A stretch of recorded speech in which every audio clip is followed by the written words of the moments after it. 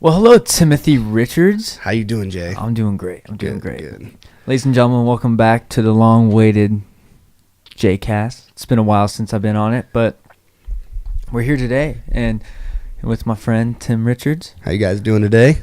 Oh, they're doing great, Tim. Oh, they must be. They must be. They're here with Jay. You know, if they're listening to this right now, their day's A1. Oh, they're gonna. It's like the Breaking Bad. Have an A1 day. Have an A1 day. Fucking Walter White. Fucking Walter White, dude. Well, cooking up batches. Cooking up batches. I mean, he did. You know what? Speaking of fucking Breaking Bad, a show that I've been watching that's just like Breaking Bad, kind of like the same thing, the Ozarks. I actually watched the first season of that. Just the first season? Just the first. I haven't started because they just came out with the second one. Yeah, right? yeah. I just watched the first one. I haven't watched the second one, but that is a great show. I mean, did you? Yeah, you liked the first one, like the first season? Oh yeah, absolutely.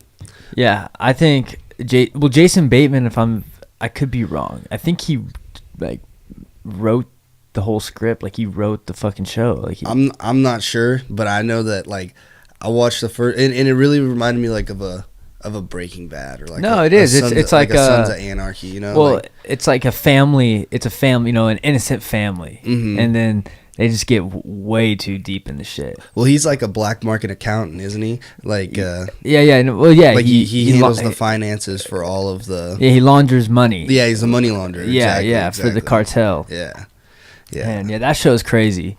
Yeah, dude. That show's fucking crazy. That's good. You gotta see the second season. It's pretty good. I have to sit down and watch it. It's pretty good. And it's funny when someone told me about it, they're like, "Yeah, it's a serious show with Jason Bateman." I was like, "Serious show with Jason Bateman?" I know, you think of I horrible don't know. bosses, huh? Yeah. I'm like, I don't know how I feel about that. Yeah. I don't know. I don't know how he can pull it off, but he just fucking kills it. He kills it. He does a great job. He just does a great job. Absolutely. And speaking of, if we're gonna go on the movie talk or show/movie topic, I went and saw White Boy Rick yesterday. Was it good? Oh, it was hella good, dude, bro. That's I won't spoil anything. But it's good though. It's good. McConaughey. McConaughey, yeah. Yeah. He plays the dad in it. He plays the dad. Yeah, he does. Yeah, it's fucking. Does a good job though. Of course. It's McConaughey. Fucking McConaughey. Yeah, he does a good job.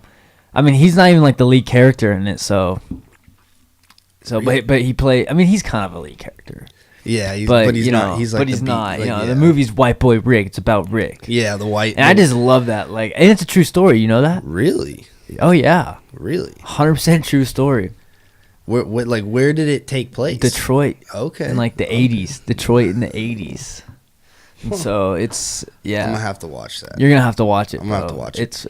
It's phenomenal. Phenomenal. It's really good. I mean, it's just I'm not gonna say anything. You gotta go watch it. Okay. I don't want someone's watching. I respect that. I don't like that. I've been known for just stepping in, just start fucking ruining movies. Oh yeah, just start dropping the spoilers without even saying spoiler alert. I'm just like, hey yo, check this out. This is what happened. This and that. Bam. Yep. Dropping just dropping spoilers, dude. Yeah, I shouldn't be doing that shit. Nah, it's all right. I shouldn't be doing that. It's okay. Shit. I'm sorry, guys. I apologize. I'm guilty for it I too. apologize. I do it all the time. Yesterday I go to the guy's house and I'm like, I told Rob, I was like, yo, I just seen this movie. And I just started telling him what the whole movie's like. Well, what the fuck, dude? He's like, now I don't have to go see it. Exactly. Now I don't have to see it. Oh, all right, my bad. That's my bad. That's okay. I apologize for that. I like it. But that's a great movie. Great movie. It's been hard, man. There hasn't been too many good movies. I really would say the last 2 years, there's been a handful that are good, but they're not great. Yeah, not like. I feel like the years from 2012 to 14, there was really they dropped some bangers. Good movies. But I think it's always kind of like that though. Dude. Yeah. It's every 4 years you have a summer or a 6 month span where they just drop cinema that's just crazy, you know, and then it kind of goes to where other shit comes out and it's not as good. Exactly. And then, they drop a great movie. Yeah. You know? Well, I've been waiting for the fucking Quentin Tarantino movie. I've been waiting a while. That's about the Charles Manson murders. Yeah. Yeah, I've been dying to for that. Wait. Like I just want to see a trailer. Well, anything. Just give me a trailer right now. I'm itching. Give me anything. Fiending. Yeah. Feeling like a crackhead. You hear that, Quinn? Anything. Anything. Come on, just man. give me something. No, the cast is already like stacked. Stacked. Pull up the cast. I want to see who the cast is right now. Absolutely. Oh, yep. Oh. Let's pull up the cast for you. Yeah, I want to see who's in it. Because do you know who's in it? I know. I heard that like it's gonna be like most of the people that he's put in similar movies, but I don't even know what it's called. I heard DiCaprio's supposed to be in it. Yeah, what's the movie called? It's like I'm not sure. Let's see. Oh, I don't want that. Whoa, Google's tripping. Tripping, dude. God damn it, Google. I don't even know what it's called. The fucking type in new Tarantino movie.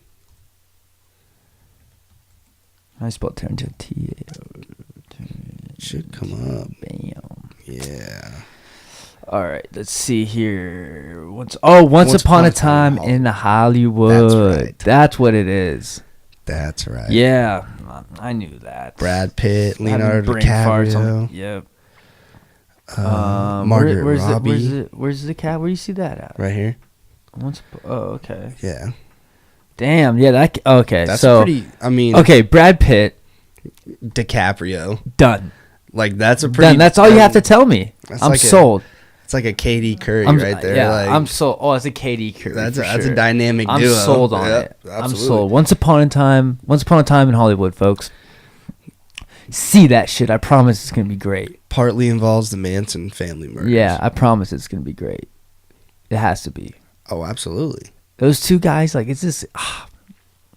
Especially if he still brings in like Samuel L. Oh, if he brings him, in, like. Yeah, I don't think the whole cast has been released yet. Yeah, they just know the A-list. Yeah, they just actors. Yeah, so, but I mean, fucking Samuel's an A-list actor. Yeah, so, but I mean, this is probably just lead. These are probably the lead roles. Like, yeah, he could play like He's probably like gonna do a cameo.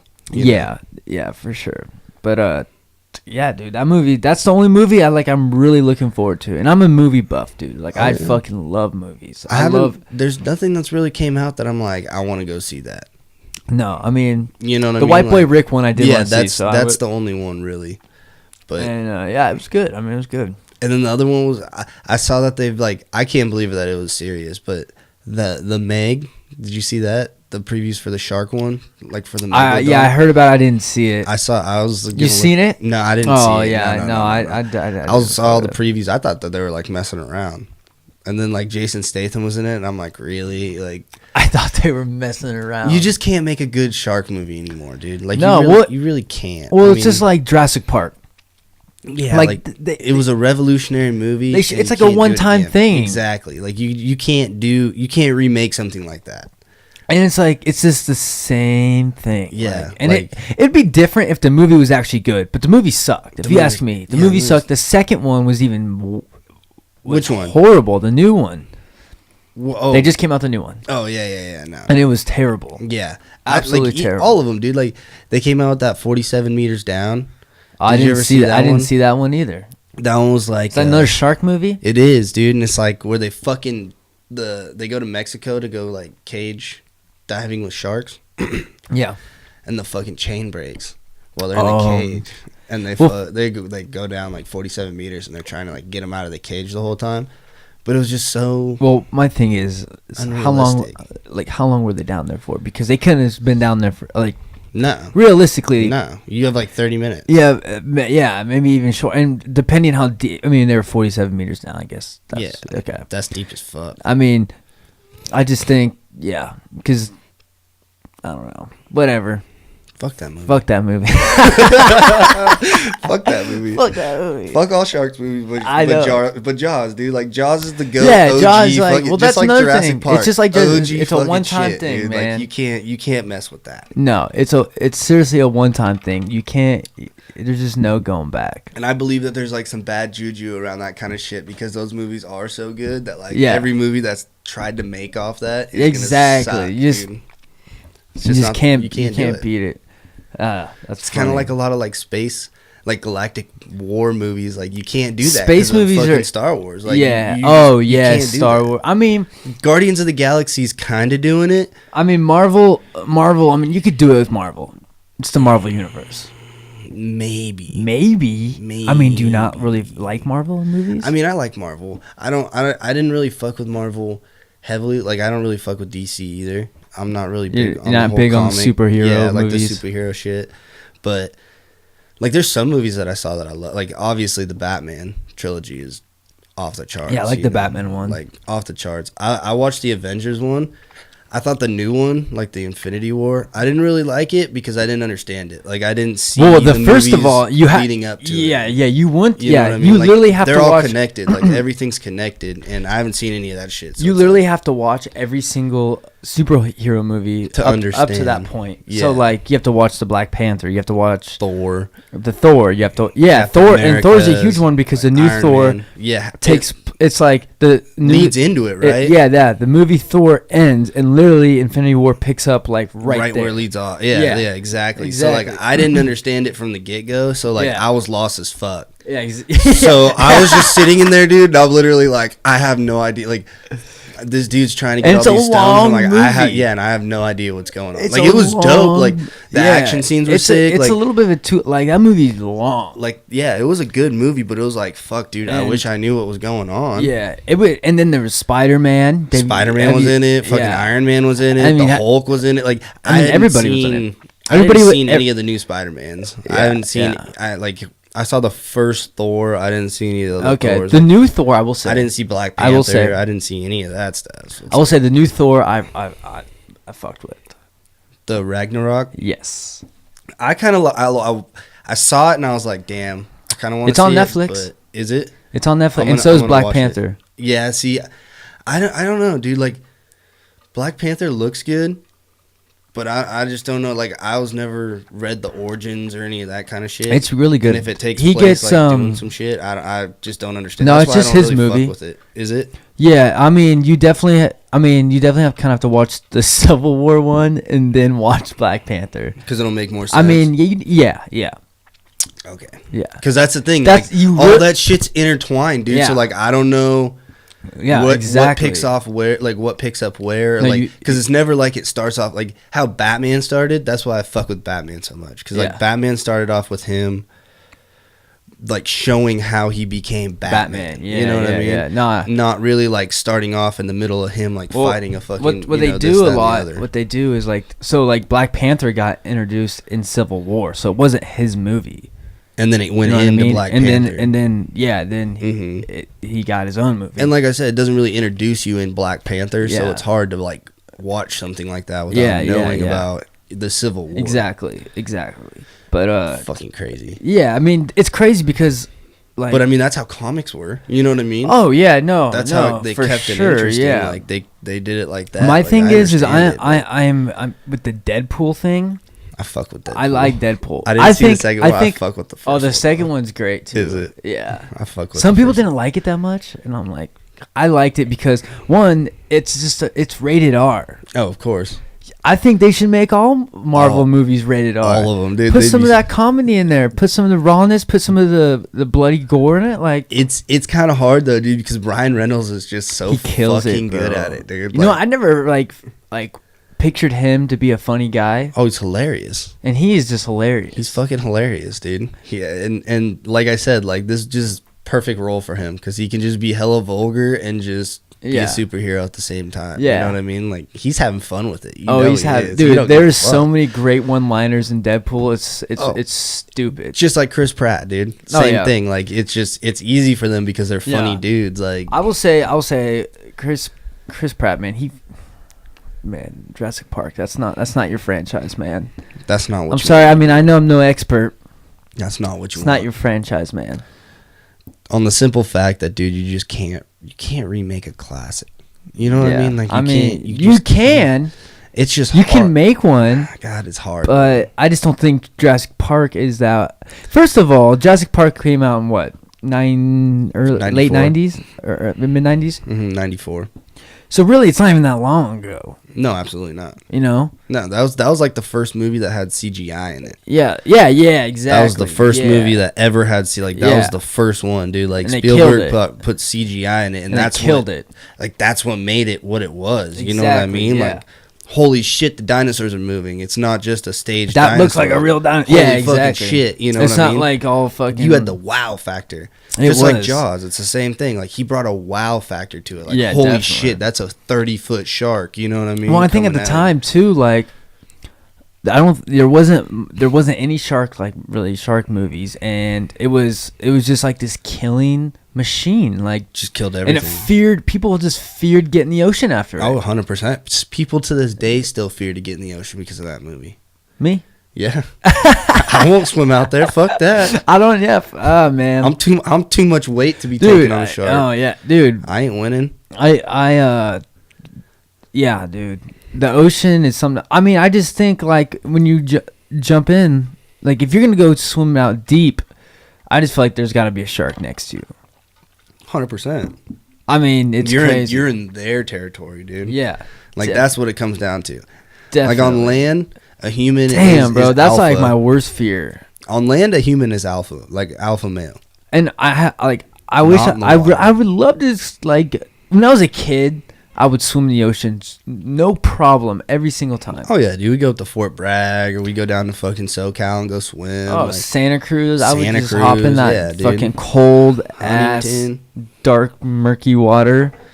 And not be afraid. No, not at all. Not be afraid. Not even, like, worried about it. I mean, I'm not afraid of sharks by any means. Like, I'm not. I'll get in a cage. I'll do all that shit. Like, I would get in a cage. I would get in a cage if I felt. Yeah. Because you just have to understand, dude. It's like if you go in the jungle, like, you gotta accept the consequences. You get attacked by a tiger, like, you're in their territory. You know what I mean? Yeah. No.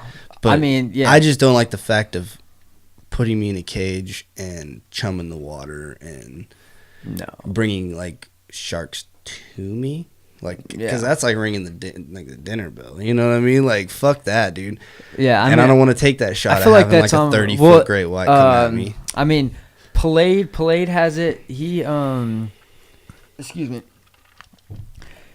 He has made a bet, or not a bet, I shouldn't say. He has said, by the time, I want to say he's 70 years old, 3 or something like that. He told me this as well. He said that he'll go swim with the great whites. Yeah, he said he'll free swim. I told him I'd go with him. He's like, that's the way to go. And I'm like, you want to go that way? I'm like, dude. I don't want to go by great white. That's why Steve-O had the ball. The fool was in the water with a mako shark, whatever it's called. Yeah, with a fish hook in his mouth. He had a fish hook in his mouth. They were using his ass for bait, dude. How high was he that day? Oh, he was. You know he was fucked up. Oh my. You know he was fucked up. What makes you? Oh, let's go get this scene in for JayCast. Yeah. I'm gonna fucking put this hook through my lip. He was probably on some heavy beer drinking as well. Like, you have to be a little bit faded to do something as stupid as that. That is crazy. You're jumping in the water with like you're free swimming with mako sharks. And like black tips. Like, that's not what you want. No. That's not what you want. Those are very fast sharks too. Not like, what you want. Those sharks will attack you. Like, they're like makos are supposed to be like one of the fastest sharks in the ocean. Yeah. No, yeah, they are. Their attack is very quick. Very quick. They will fuck you up. Very quick like. Dude, the ocean's a whole other animal. It's a whole other planet. It's like we got two planets on here. It 100% is. On one planet. I fuck with the ocean heavily. Yeah, it's interesting, man. We don't know much about it, to be honest. At all. We really don't. We only know like a certain level, dude. We know more about space. Yeah. Which is crazy. You know what's so funny? Because you can't... Sorry, no, go for it. Go for it. You can't get low enough, dude. Like, we haven't figured out how to get to the deepest parts of the ocean, dude. Like, I mean, of now, we know the deepest part is out by like the Indian Ocean, or excuse me, it's in the Pacific, out by like the coast, North Pacific, isn't it? I want to say it's by the Philippines. Yeah. So South Pacific. Yeah, South but Pacific? I don't know. I could be wrong. I don't know, but it's like I want to say it's 11 miles deep. That's crazy. 11 miles deep. Think about 11 miles of water on top of you, though, dude. Like, that's the... Oh, well, if you dove down there, you would just fucking... your body would crumble. Anything. Like... Your body... It's too much pressure, dude. Way too much, dude. Your body would just fucking... So much weight on top of you. Like, it's ridiculous. There's no... You can't do that. First of all, I don't want to know what the hell is down there. There's probably going to be some giant shit down there. That's why when people say ridiculous. That, like there's not giant shit in the... Like, dude, there's some giant shit in the ocean that we don't know about. Oh, absolutely. That is, massive. Absolutely. Like, that's why it wouldn't surprise me if, like, there was sharks, like great white sharks that are 45, 50 feet long, dude. Like, it really wouldn't surprise me. So that's a big place, dude. Like, we've discovered like 10% of the ocean or something. Oh, yeah, yeah. There's 90% that we don't know about, and I guarantee it's a big percentage that right shit's there. In there, you know. I mean, that 10% that we do know, if that's the fact, if that 10% we do know, it's actually quite a bit, and that's only 10%. Quite a bit. Quite a bit of 10% is crazy. So it's funny. So I'm reading that Neil deGrasse Tyson book. Oh yeah. It's called Astrophysics for People in a Hurry. Mm-hmm. Great book. Recommend it. I might have to read that. Oh, it's fun. I'll give it to you after I'm done. Absolutely. I'm almost done with it. It's okay. Amazing. Yeah, I want to read that. But there's a theory, and I don't know if it was a theory or if it's been. I don't think it's been proven, but it's a theory that, during the Ice Age, that the water. Oh man, he had so many big words. I can't fucking remember exactly what he said. I'll just shorten it up in a pretty. Yes, simple summary here. So, pretty much during the Ice Age, there was, I think the ocean water was low. I want to, or I don't know if it was frozen or if it was low, but there was pretty much a long ass walkway from Alaska to like Asia, Russia area, and so that people migrated from there into Alaska, into North America. Damn. And then when the ice melted, the bridge went away, and people just forgot about them, and then they were part of the Native Americans. And that's really something like that. I mean, he goes in more detail, and it blew my mind away. That's fucking crazy. But yeah, so like the first settlers in Native America were from like Asia, coming from Asia. Yeah, supposedly. I mean, it makes sense, dude. Because they say that the first settlers were from like. I mean, but if you look at a Native American, they look kind of Asian, like in the Asian descent almost. You know, like dark skin. They kind of look like Hmong. Yeah, yeah, exactly. Yeah. Exactly. Yeah. So I mean, it just blew my mind. I'm like, I never even thought about that. It is crazy to think about that because they do kind of look. Yeah. You know. Right. I mean, a little Asian. Yeah, I'm just like, it's something to think about. I'm here to tell you, dude. There's a lot of shit that like we learned in school and we were taught, dude. That just don't add up. It just the school shit just don't add up. God, I'm here to tell you that shit just don't add up, dude. The school curriculum is it's fucked. It's fucked. Just to say it bluntly, it's fucked. It's terrible. It don't teach you shit. No. And dude, what it does teach you, dude, it doesn't teach you the right shit. Yeah. It really doesn't. Like they I hate to say it, dude, but the schools lie to you about a lot of stuff. Oh yeah, well it's the state. Oh, 100%. State/government, whatever you want to say. And I mean, if you want to get into that, I mean, fuck, dude, we live in a liberal state, so they're going to want to teach us fucking liberal things, you know what I mean? Exactly. And I'm here to tell you, I'm not a fucking Republican, I'm not a Democrat, I don't agree. I agree with some of the stuff from both parties. I don't agree with one or the other, but I'm here to tell you, dude, like, liberalism is bad, dude. Like, that's something that you like. There's some good things. Like, don't get me wrong, they have good ideas. I don't want to say that they're, you know, like they're terrible people or anything like that, but they have good ideas. But there's some things that they do that is just like, very questionable. Yeah, it's so crazy how the parties are so separated and they just don't fuck with each other. Well, the thing with the parties, dude, and this, I'm a firm believer of this, and I don't know, like, if you've noticed this or not, but it's almost like they do things to spite the other party. Mm-hmm. It's not like they do things out of fucking, like, you know, like thought. Like, they don't think about things. They go, oh, you want to do that? Well, watch this. I'm going to do this. Yeah, it's come to that point. Totally fucking right. You know what I mean? And especially, yeah, like you said, like, especially in the like, you know, recent, like, the last 5 years. Oh my God. Or, you know, it's the worst it's ever been. And I hate to say it, and I'm like, this isn't it's and I'm not being racist at all, but it was when Obama came into office, it was the Republicans went totally left. Yeah. Or right, or whatever. Yeah, right. You know, they're right. Totally right. They're right wing. Yeah. Yeah, totally right. And it's like, fuck that. You know what I mean? We're going to spite everything you do. And now that they're in office, it's like the Democrats want to be like, fuck that. We're not going to give you it's any, the same, you know what I mean? It's the same like, thing. You can't, and it's just going to continue to happen. You can't have that, dude. Like, and this is why our government doesn't make fucking sense. You know what I mean? Like, you know, I will, I mean, I like, the thing is I like things from both sides, but I also hate things from both sides. 100%. So, you know, I don't think I think Trump's kind of a moron. I think he's a good businessman. Not gonna lie, he's a businessman. 100%. But he's a fucking idiot. He is. The dude is a freaking. He's out here for show. He doesn't make any smart decisions. I mean, don't get me wrong. Like, he'll do things, but he's the type of person that when you push him, he wants to push you right back. Like, he wants to. He's from New York, bro. He's an instigator. You know what I mean? Like, exactly. And that's not somebody that you want in office. I mean, he's a brilliant businessman.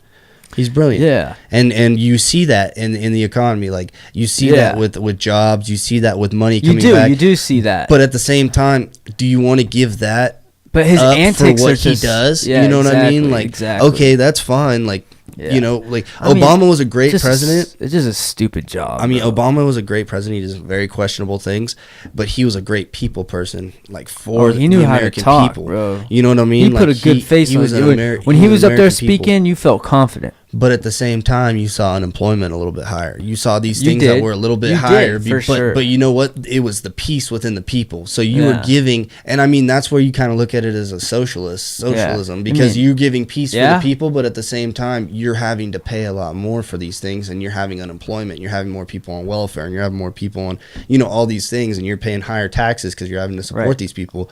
But at the same time, now you have a president in there that, you know what? There's turmoil within the country, but look at, you're not having to pay these things. Yeah. You're not having to do these things. Like, that's how it switches. Like, and that's what people don't understand is, like, that is the give and take you have with a government as ours. Like, you have this give and take. You have to have that. And that's like Democrats, you're going to have this peace, but you're going to have to pay a lot more for it. Right. Where Republicans, you know, there might be a little bit more turmoil in the country, but you're not paying as much for taxes. You're kind of doing what you want to do. Exactly. You know what I mean? Exactly. Yeah. So it's like, no, good point, Tim. It depends on what how you feel about it is to what you do. You know what I mean? And that's why you have such turmoil in a country, because you have something like that, and that's why you have that. And you didn't have that with President Obama because you were doing the other things. You know, it's almost like you're paying for peace at that point. Yeah, that's how I feel about it.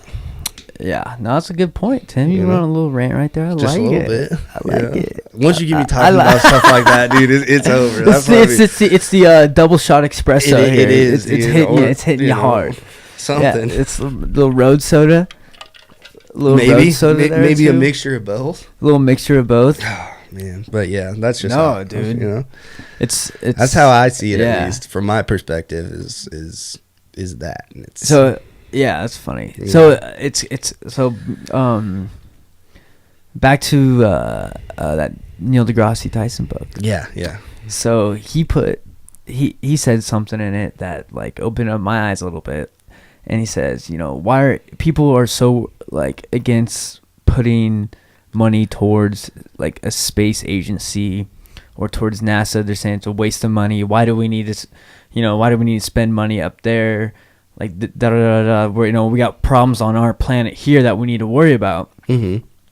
And I've always thought that too. I'm like, I mean, do we really need to go back to the moon? I'm like this and that, but then I'm like, also, fuck yeah, we really want to go back. That shit's dope. Well, but his thing is, well, what happens when a meteor comes and we have no fucking technology to deflect it? Mm-hmm. Then our whole extinction's gone, or you know what I mean, like, so like, yeah, you're just thinking about yourself down here. Yeah, 100%. Like, there's a lot of ways you could look at that, because what happens when we run out of resources on Earth? I mean, yeah, there's that too. You know what I mean? Like, you're gonna wish there's a goddamn space agency after that. What happens when a hurricane, because we keep fucking with the weather and shit? What happens when they fuck around and they make something that they can't control and they can't stop, and it fucking sinks the planet, dude? Yeah, like, that's like that movie Geostorm. Dude, I'm telling you, like, and people think they're fucking around, but they keep fucking around with this weather shit and this, chemtrails and putting shit to where they're trying to control. Yeah, you can't. And I mean, I'm not a big believer in the chemtrail shit, but I know that they're fucking with it. Because that's how people are, dude. You have to be fucking with it. And I've seen the seasons change to where, like, it was a lot colder. Like, in this time of the year, it was colder into December, and now that's also it's warmer too. You know what I mean? Like, and I'm not a global warming dude either. Like, don't get me wrong, but that's just what I see from my view. Well, I mean, have you ever thought about maybe that's just how Earth is changes, and that maybe that the calendar system is just, we have a calendar system, probably the best calendar system ever. Mm-hmm. I mean, it's calculated. It's calculated for sure, But at the same time, it doesn't predict the weather. It's like, no, well, it doesn't predict the weather, no, but it predicts the seasons, like spring, fall, winter, and whatnot. Yeah. But I mean, seasons change. Don't you think that calendar can get a little shifted from the Earth's rotation around the sun and the way it spins? Oh, for sure. So seasons start getting later and later. Yeah. Or this and that. I mean, I don't know. That's true. That's very true. I didn't think about it like that. Yeah. I could totally see that. Like, instead of basing it off the calendar, just basing it off of the Earth is just, That's how the Earth is. Yeah. I didn't think about it like that, Jay. Bro, that book, bro, it's opened my mind. I'll say a little Ricky, my brain compartments are going everywhere. Going everywhere, going everywhere. They're opening doors I never thought they could be open. Dude, I'm telling you, when I listen to, to kind of, segue into music, but when I listen to Logic's album. Yeah. Which Everybody. Everybody, yeah. And he had Neil deGrasse Tyson on there as God. Yeah, playing as God, yeah. That's a good concept. That was crazy, dude. Yeah, people get too stuck up on the fact of what he's actually rapping about. And if I'm like, well, first of all, it's thinking about that. Yeah, it's a conceptual album. Right. It's a concept album, and like it's a crazy ass concept. Like 100%. Like, it's not even about what he's rapping about. The fact that he made this concept, it's a movie. It's a movie and a goddamn album. It is. And it wasn't my favorite project by him, but I thought the fucking concept about it was pretty fucking awesome. The interludes and preludes, like the voice when he come in with it, the skits, were good. The music was good, but it wasn't one of my favorite albums. But the skits are what kept me listening to the album, because the way that he explained, and especially Neil deGrasse Tyson, he's a brilliant man, dude. Man. He's a brilliant man, but the way that he can explain things. And especially like when I'm listening to Waiting Room, dude, that's one of those things. I'm like, holy shit, dude! Like, I never thought of it like this. But that's fucking a crazy concept to look at life. Yeah. Like, that's crazy. Yeah. You know what I mean? Like, just to live in everybody's body. To understand. And I mean, that's when I really learned the concept of everybody. You know what I mean? Yeah. And then I listen to it now, and it's like, I that's understand. That's the concept of everybody. Because now he's perspective rapping on, like, everybody that... what perspective, anxiety, you know what I mean, and living in the, killing as a black woman, killing spree, somebody that just just going in, like, killing someone, all that shit, like, he can't. Now you understand it, and like that's when you kind of see what he's talking about, you know what I mean? And Well, that's the thing too. Holy shit! Like listening to that, I was like, wow. I don't know if it was the way. I don't know if it was the. Life. Yeah, it is. It's really crazy. Like, it's crazy. And I don't know if it was the waiting room one where he's like, yeah, last time you were here, he's like, you spoke Mandarin. Yeah, you were a 13-year-old girl and you spoke Mandarin. Like, yeah, dude. And then he's like, what do you mean? Yeah, he's like, now you're like, you're son of king this and that, and you're a plantation owner. But if it makes you, you own 50,000 slaves or something like that. And he's like, what? And he's like, but if it makes you feel better, your son frees them all. You know what I mean? That's what it was. That's what it was. Yeah, and you're like, what? Like, he's like, oh hell no, fuck that. Yeah, exactly. Like, how can you be a black man and have slaves? Yep, dude. But that whole thing, like, and that's the thing is like he put a little bit of comedy in it too to kind of balance cushion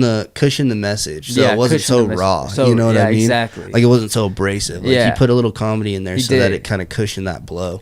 But you still got your point across pretty heavily, what I mean? And pretty much like he's like, you have to live in the shoes of every human being who's ever walked the face of this earth, and then you become a god yourself. Exactly. And not only that, dude, but then how he transitioned the waiting room into... Was it Killing Spree? No, it was the one about suicide. Oh, yeah.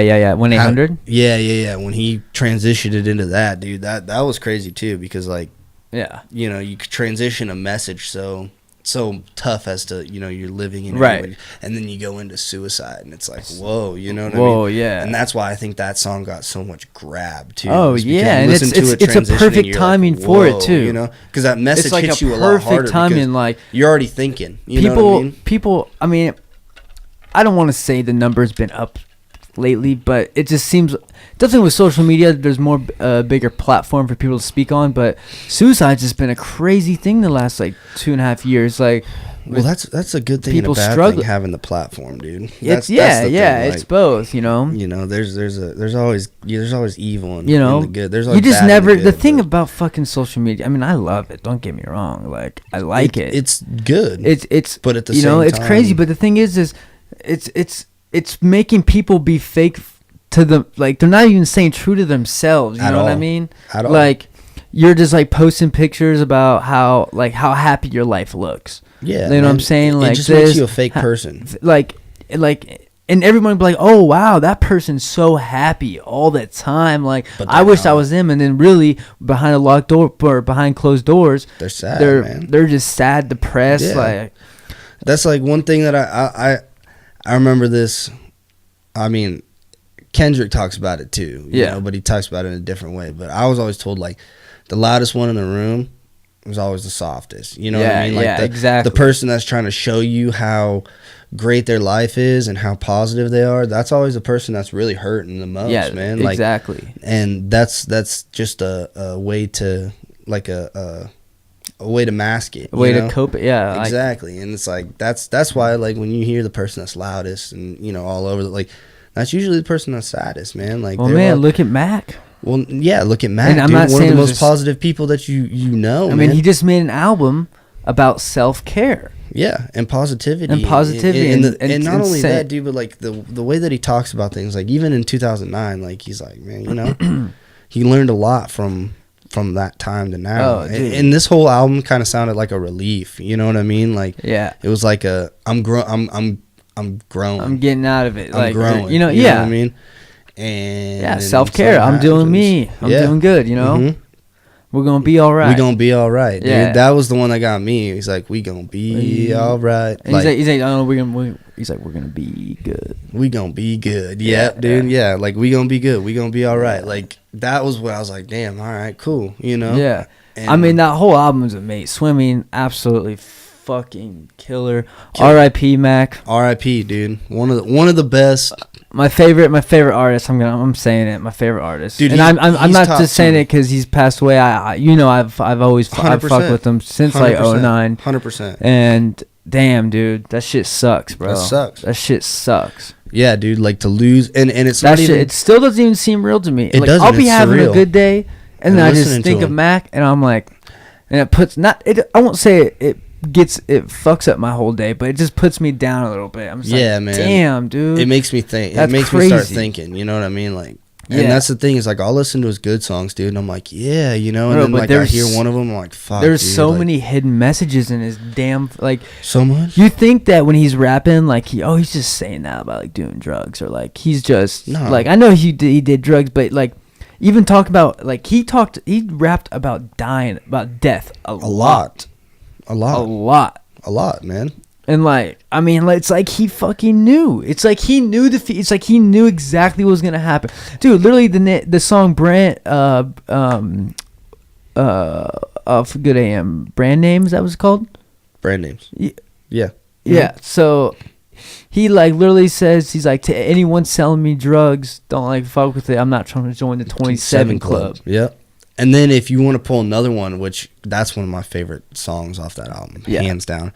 But the other one was Perfect Circle, Godspeed. I was listening to that song the other day, dude, and he straight up says it. He's like, I don't want to have to OD and have my friends, you know, tell my mother that they could do more while she's crying, just saying that she wants me back. Like, yeah, that's crazy, dude. Like, he literally is saying, like, and then he's like, you know, I need to wake up before one day I don't wake up. You know, you make mistakes, your mistakes never make you. Like, like that whole thing, dude. Like, he's talking about everything that's happening. He knew the future. And he knew what was going to happen, dude. And if he stayed down that path, he just kept doing it, man. Like, that's the thing. And that's why when you listen to him, like, well, that's why he was by himself, man. I don't think he had anyone, like, I don't think anyone else is like trying to fucking be like, yeah, let's do that. Like, I think and everyone knew he had a problem and was like, we can't be doing that with you anymore, Mac. Like, I'm sure he had his friend, like, I mean, I'm not gonna go. I'm not gonna. Yeah. Fuck, dude. It's a terrible. It's a terrible thing, man. Dude, it is. And it's like, and I'm. Dude, the whole world is broken over it, man. It's crazy. Man. Like the way people took it. It's like the homie died. It's like your home. You know what I mean? Because he was one of the coolest dudes. Like, dude, he was such a positive person. Like, there was no negativity with him, dude. Like, he just rolled in and he was such a good, positive, like homie. Like, just kicking it, trying to just chill, you know what I mean? Like, he was never one of those dudes that brought any negativity with him or never beefed and never like talk shit, nothing like that, dude. Like, he was just the homie. Like, he was Mac, bro, dude, you know what I mean? Like, loves Mac, exactly. Dude. And that's the shitty thing, man. It's like, and how talented he was. Like, oh my god, what dude. A talent, dude. This dude's 26. I don't even think people realize till just now that he could play like any instrument that he wanted. He could play the harmonica, he could play the guitar, he could play the piano, the like drums. he could play the drums. Play anything. And then not only that, killer producer. Oh, absolutely. When he made beats, he produced most of his own music. Dope. He produced most of his own music, dude. Dude, and he just loved music, man. He was a musician. He just loved it more than anything, dude. Yep. Just loved it. He just did. You know, have you seen the video of the Tiny Desk concert?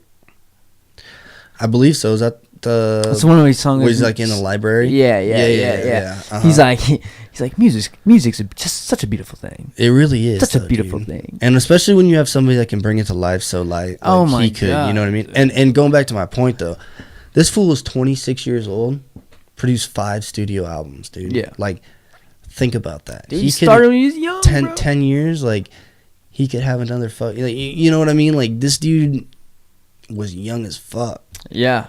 I know, bro. It's like young as fuck. It's a tragic, dude. Man. Like, he was 2 years older than us, man. He had. I feel like the future was looking so good for him too. You know what I mean? Oh, absolutely.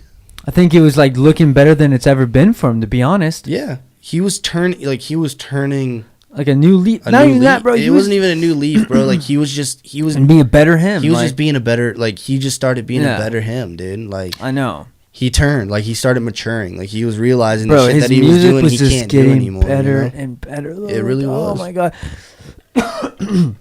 I'll never forget. I think it was like 2015. Is that when Good AM came out?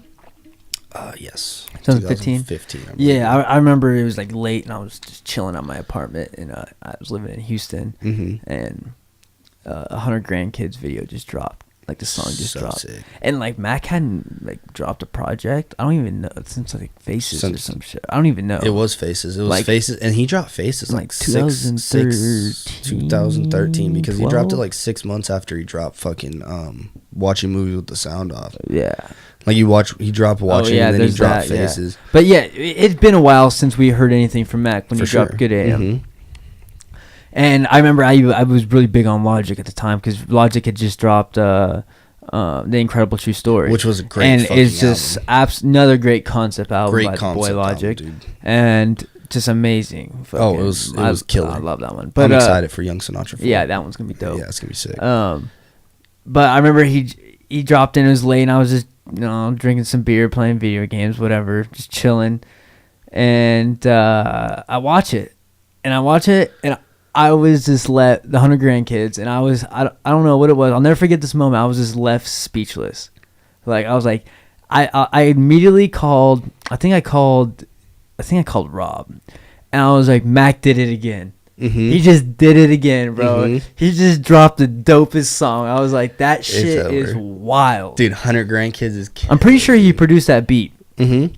I think he did. I think he produced most of the beats on Good AM because he I could be wrong. I mean, he stopped, like, Clock stopped doing his beats. No, Clockwork was just his DJ. Or not Clock, Tree J? No, not Tree J. You're thinking. Who was No. His producer usually was Big Germ, I think. Big Germ. Yeah. He stopped doing beats with Big Germ after, or like right before watching movies. Okay, yeah. Like he started producing his own shit. Yeah. With like watching movies, and then that's when like Faces, and then he dropped like Delusional Thomas. I think there was Larry Lovestein in between. And then we were waiting for Pink Slime. I remember he was supposed to drop Pink Slime forever. To that? Did he just never dropped it? He just never dropped it, and then freaking he dropped he pronounced, because his next album was supposed to be Pink Slime, and then he pronounced Watching Movies with the sound off instead of Pink Slime. Yeah, he had a change of heart. Yeah, and then he dropped the album. And then like it leaked. 6 months, the album leaked. And then the 6 months after that, he dropped fucking Faces. And then he didn't drop shit until Good AM. And I think it was because he was trying to get off fucking drugs, dude. Because he even talks about like locking himself in his fucking studio for 6 weeks to try and detox himself off shit. Like, bro, he's just a fiend. He just loved drugs, man. He loved fucking doing drugs. I mean, when you have that much money and you're bored, it's hard not to. Straight up. Yeah, but I don't know if honestly, dude, I don't know if I'd survive that lifestyle. Like straight up and down. Like you give me an endless supply of money, dude. I don't like. It'd be really hard. Yeah, it would. I don't think I'd live. And for someone to say, like, oh, I wouldn't do it at all. You're ignorant to say that because you don't know. You don't. I 100% would. Like, I would absolutely. I don't even. I mean, yeah. I don't know now how much I'd indulge in it. Like seeing like Mac getting die, older, you know what I mean? Like, and not only that, but like I'm getting like we're getting older, so it's like it's hard for me to be like, oh yeah, dude, I'm just gonna indulge. But like, dude, like think about it. Mac got money when he was 18 years old. Like he got Mac paid got out. money when he was fucking 17. 17, dude. So like he got paid out. So like 17 like year old me. Are you kidding me? Oh my god! I'd be going ham, dude. He like the fact that he made it to 26 is crazy to me because I think the age I wouldn't have. Oh, I know, dude. It is crazy. I think the age. I think he was 19 when he dropped Blue Side Park.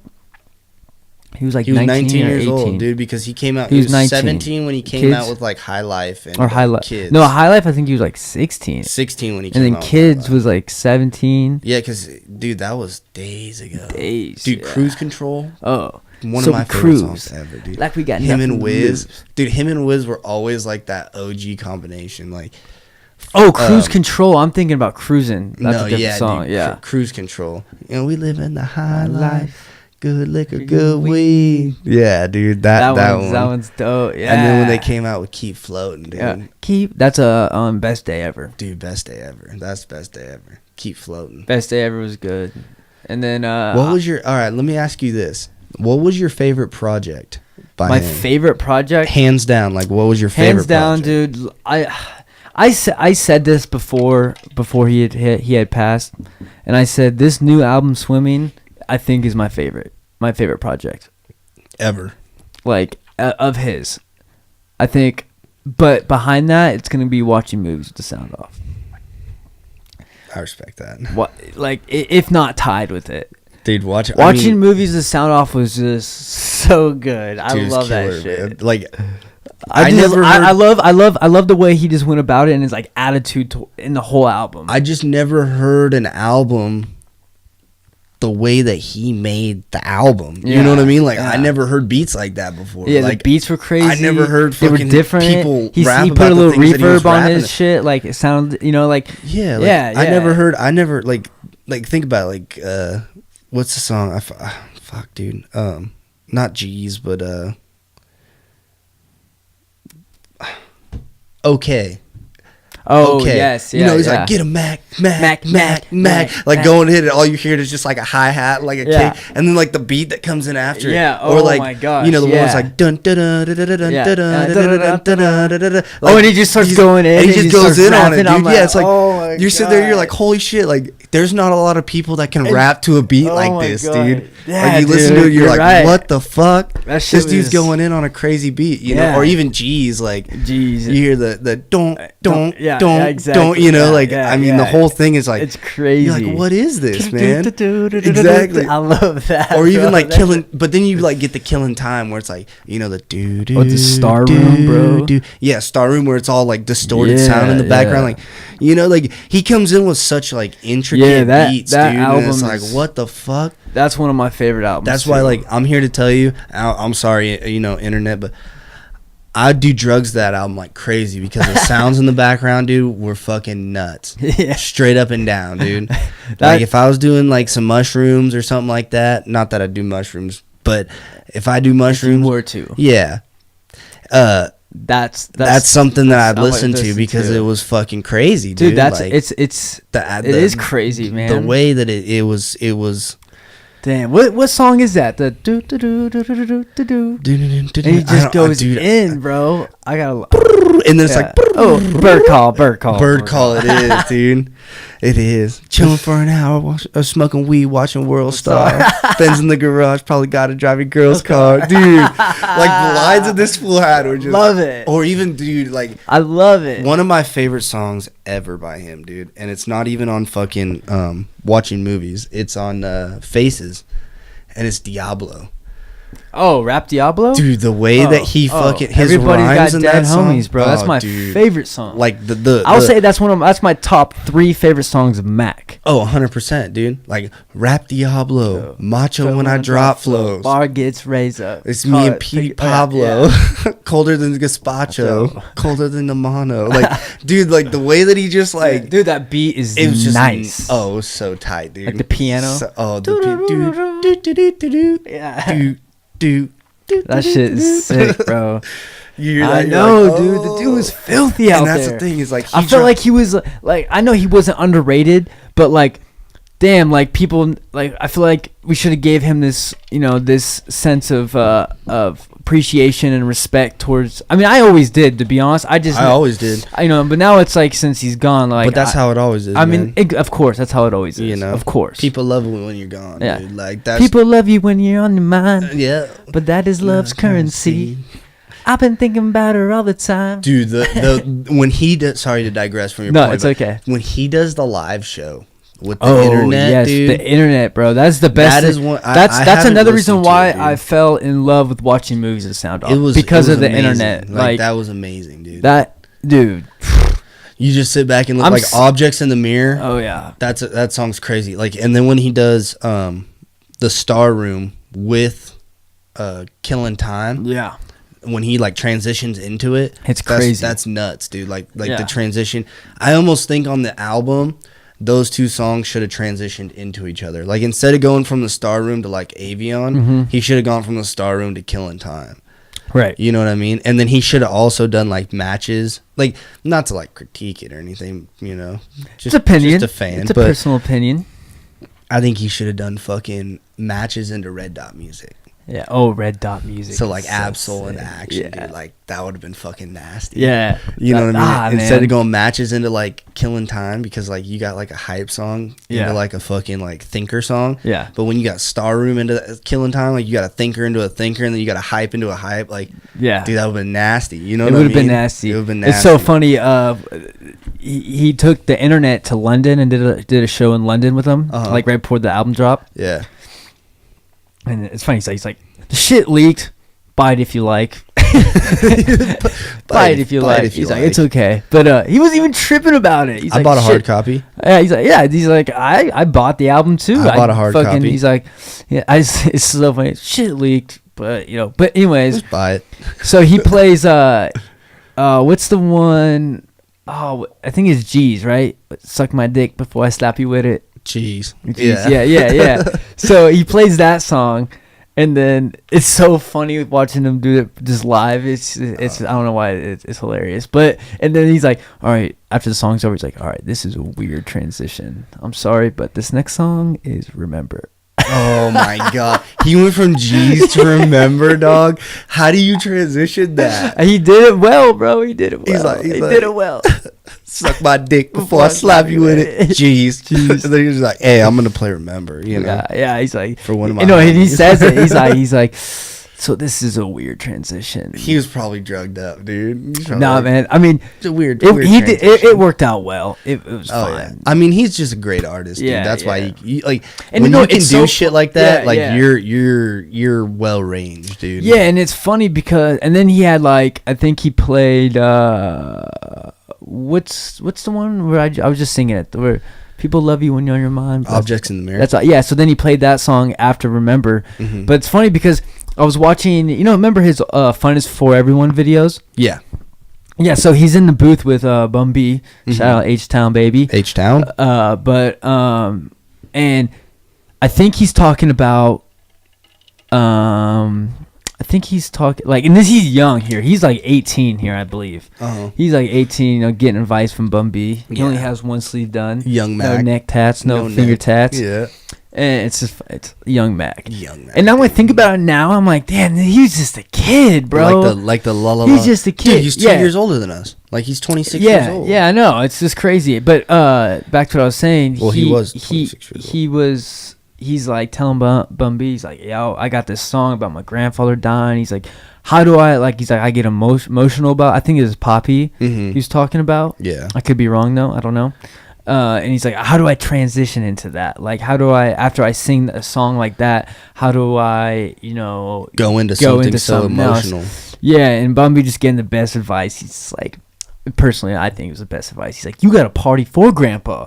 He's like, you got to keep the party going after that. You know what I mean? He's like, you got to celebrate it. You got to celebrate it. Depressed about it. Yeah, exactly. For sure. And I don't know. It's just funny because then I was watching him do the live show, and then he went into a funny song into a sad song. Yeah. And then he transitioned into Objects in the Mirror. Yeah. And it was like but he did it so perfect. I'm like, damn, it's just crazy. Like, I'm sure he's just learned so much from different people. Like Bum B, I mean, that's it's 100%. And it's like sitting back and thinking. And that's yeah. It's like sitting back and thinking too, dude. Like, if you were an artist, would you script your songs?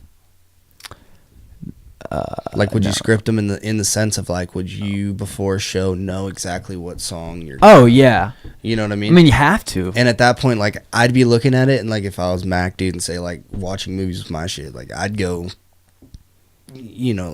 kind of funny into sadder, back into funny. You know what I mean? Yeah. I'd start off with Avion and Bird Call. Yeah, and then I kind of transition into Killing Time, yeah. Objects in the Mirror, Remember, and then bring it back with Okay and I'm Not Real and those ones Dude, it was crazy when that fucking show. So he did that show with the internet the first time they performed live in London. Yeah. And dude, the London crowd just didn't fuck with it. It's like they didn't appreciate what was going down. Because they're just in the crowd, kind of not even moving, and I'm sitting there. I'm like, if I was there, oh, dude, I'd be going. I'd be going so hard. They might have to kick me out because I'd be going so hard. Especially and it was live music. It was fucking actual drums, piano, guitar, dude, and then he's ripping it on the fucking on the guitar, and then I would have been going crazy, and everyone's just kind of sitting there, and then. He even told the crowd, he's like, I know you guys, want me to play the shit that but he's like, that's not happening. And he's like, I'm playing what I want to play. He's like, you gotta understand, this is something really special. I brought the internet out. This is the first time we've ever performed live. That's shitty. Yeah, and then people in between songs are play an old song in the crowd, and he's like, who the fuck said that? Don't fuck with me right now. Yeah. You know what I mean? Dude, that's disrespectful. I don't know. Why are you gonna play an old song? And that's the thing, dude. Is people. I feel Bro, if I would have seen Mac play live with a band, I would have freaked out. I feel like, but that's just me though. People are how do I put this? People are a lot more appreciative of him now that he's gone than when he was alive. Yeah, and that. Well, that's what we just said. I mean, that's sucks, just man. I mean, that's just how it is, though. You know what I mean? After they love you when you're dead, dude. But like the fact that like you look at what like I was on Instagram, just scrolling through. Yeah, of course. And I'm looking at it, and I'm looking at some of the comments, dude. Because they're like, "Rest in peace, Mac Miller," dude. Yeah. And like I go back and I look at this dude's post, and he's talking about how Astroworld's going to be the top album of the year, and how Swimming, because they came out at the same time. Yeah. Swimming was going to flop because of it. And then he goes back and he's saying that, rest in peace, Mac Miller, man. You were one of the greats, da-da-da-da. And it's one of the dudes, like, that posted on there, and he was like, man, you were just talking about, how Astroworld was going to be the best album of the year and how he was going to flop, dude. Yeah. Don't, like, come back and be a fake fan now that he's gone. Yeah, that's fucked up. That's the kind of shit that I don't like, dude. Yeah. And, like, that's the kind of shit that you're seeing now. And it goes back to, like, we were talking earlier with the platform of social media. Yeah, exactly. You can be like that. Yeah. You know what I mean? Anyone can be like that. You can talk shit one day and go back on there and I mean, say something else the next day. Don't get me wrong. Like, that's human nature. Yeah, but this is a certain degree, man. But at the same time, you can't. First of all, you wouldn't be seeing that. You wouldn't be seeing that on the streets or someone in public, talking that much shit or saying absolutely their opinion. Not. It's so easy for people to be on their phone and just talk shit, man. Bro, they because you got no consequence. And they could send that. They could literally write something, click out of it, and never even think about it, and never even look back on one. But people commented on it. No or consequence. Anything. There's no consequence. But now people feed off that shit. People love doing that. Mm-hmm. And that's when you get trolls. Yeah. Like people trolling. Like, why the fuck you trolling, dude? Yeah. Just be a good person. Why you gotta talk shit? Like you're talking shit and you're not gonna do nothing. Bro. Like you're not even face to face with somebody and you're talking shit to them. Like, come on, man. Come on. Logic shit. had a song. I don't know if he dropped it. I don't know if he dropped it or not. Oh yeah, he did. I think it's he dropped it on Bobby Tarantino too. He's like, is it really so hard? Really so hard? I should be singing. Sorry, that's bad. No, dude. Yeah. Songbird of our generation. Yeah. He's like, but to be a good person. Yeah. He's like, stop acting like a bitch. Yep. I treated everybody with respect and now I'm rich. Yeah, exactly, dude. Like, that's the way you have to look at it, man. Like, it's... You can't be... I know, but dude, there's people that you can't control. That's just the way the world is now. At that point, that's just the way the world is. You can only control what you do, dude. Yeah, exactly. And try to influence people. Like that's what it comes down to. Like you try to influence them, and you just gotta be that's who you are, man. Another thing. I mean, not to change subjects on music or anything. No, but that's like people believe in flat Earth, and then they see people. Then they see the internet. They go on the internet and they go, "Oh, other people have these ideas too." Maybe I'm not crazy. Maybe I'm right. This is right. This is a right thing. You know what I mean? Like just like how, dog? Like how are you gonna believe that? Pretty much, flat? If you believe the Earth is flat, you don't believe in anything science has ever said. I just don't understand. Don't believe in science. Like you don't believe what is your factual like? What facts do you have to support your opinion? Like everything in this world comes down to fact, dude. Like you know, like the sky is blue, clouds are white, the sun, like the sun is hot. Yeah. Like those are facts. What is your fact that the Earth is flat? Like how? Their fact, bro. I mean, what's your fact? I don't, they got stupid like. Well, it's like there's people that have sailed around the world, man. You know what I mean? Like there's people that have done these things, like flown around the world. Like how would you I've flown around the world? Exactly. So how the fuck is the world flat, dude? Like it's not, man. It's not. Like, and why? Why do you care? And it's not even like, why do you care? Like, don't be stupid. Like, you're just trying to argue at that point. And I understand where you're coming from because I used to do that all the time. Oh, yeah. But you're just arguing to argue. You have no facts. You have fucking fiction. But the thing is, these people will, like, truly believe this shit, man. 100%. Like, they'll fucking die. They'll take it to their grave. That it's flat. That is flat. Yeah. And, like, it's so funny because, they've been talking about going to Mars. Mm-hmm. And I forget. I want to say it was maybe Rogan who said it. I could be wrong though. I don't know. Mm-hmm. But he's like, I think we fucking have them sign up first, shoot them up, and they realize that the Earth is round. and then they're never coming back. They're never coming back, dude. They're done. They're like, fuck, I ain't living on a round planet. Yeah. Fuck that. Like, I just don't get how, like... It just doesn't make sense. You're telling me for as long as we've known, like, as long as Homo sapiens or whatever have been on this planet, everyone is in on this secret till this day that the world is flat. Like, no, everyone, like, that we lie about the world being round. And that's really flat. Do you think we've been like, dude, like, if the world was flat, how the fuck would we have an ocean? No, bro. If the world was flat. Well, listen, this is okay. So this is what I was gonna say. Like, this is what they say. This is what they think. Okay. So they think the North Pole is the center. It's the center of the flat Earth, right? For how? I'm gonna pull this up right now. For how? I'm just gonna pull it up because. For how is it the center? And if we're the center, how do we rotate? And Antarctica, right? And first of all, by the way, gravity's not real, and there's no such thing as gravity. So how does that work? Right there, you just discredited your entire fucking argument with saying that gravity is not real, motherfucker. Gravity's real. Gravity's real. No. I'll tell you. How does that happen? I'll tell you exactly. Gravity's real. I'll tell you exactly what they. You're done before you get started. No, they go. So no, they just don't believe in science. First of all, they don't believe in science, and also like they think gravity's not real, and that this spinning saucer, whatever you want, fucking flat Earth is. And I don't even think it's fucking spinning. I think it just stays there. I think the sun goes up, and then it goes down. And then the moon just goes up, and then I don't even know what the fuck does that happen? But they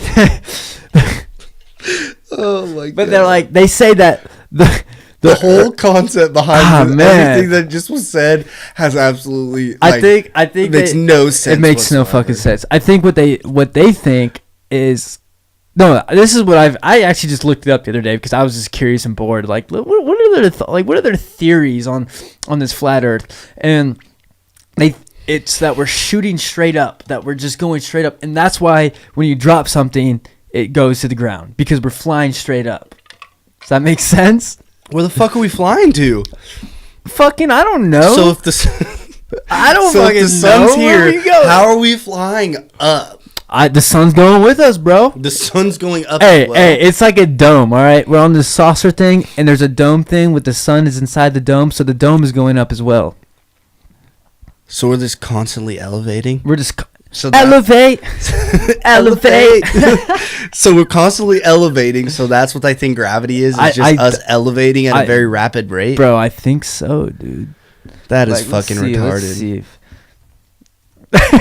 I'm sorry, dude. Like, not these days, bro. No, that's all right. Sorry. That is fucking stupid. Oh my god, bro! I can't believe that, dude.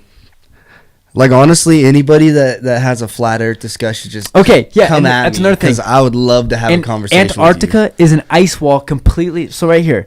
So they think it's an ice wall.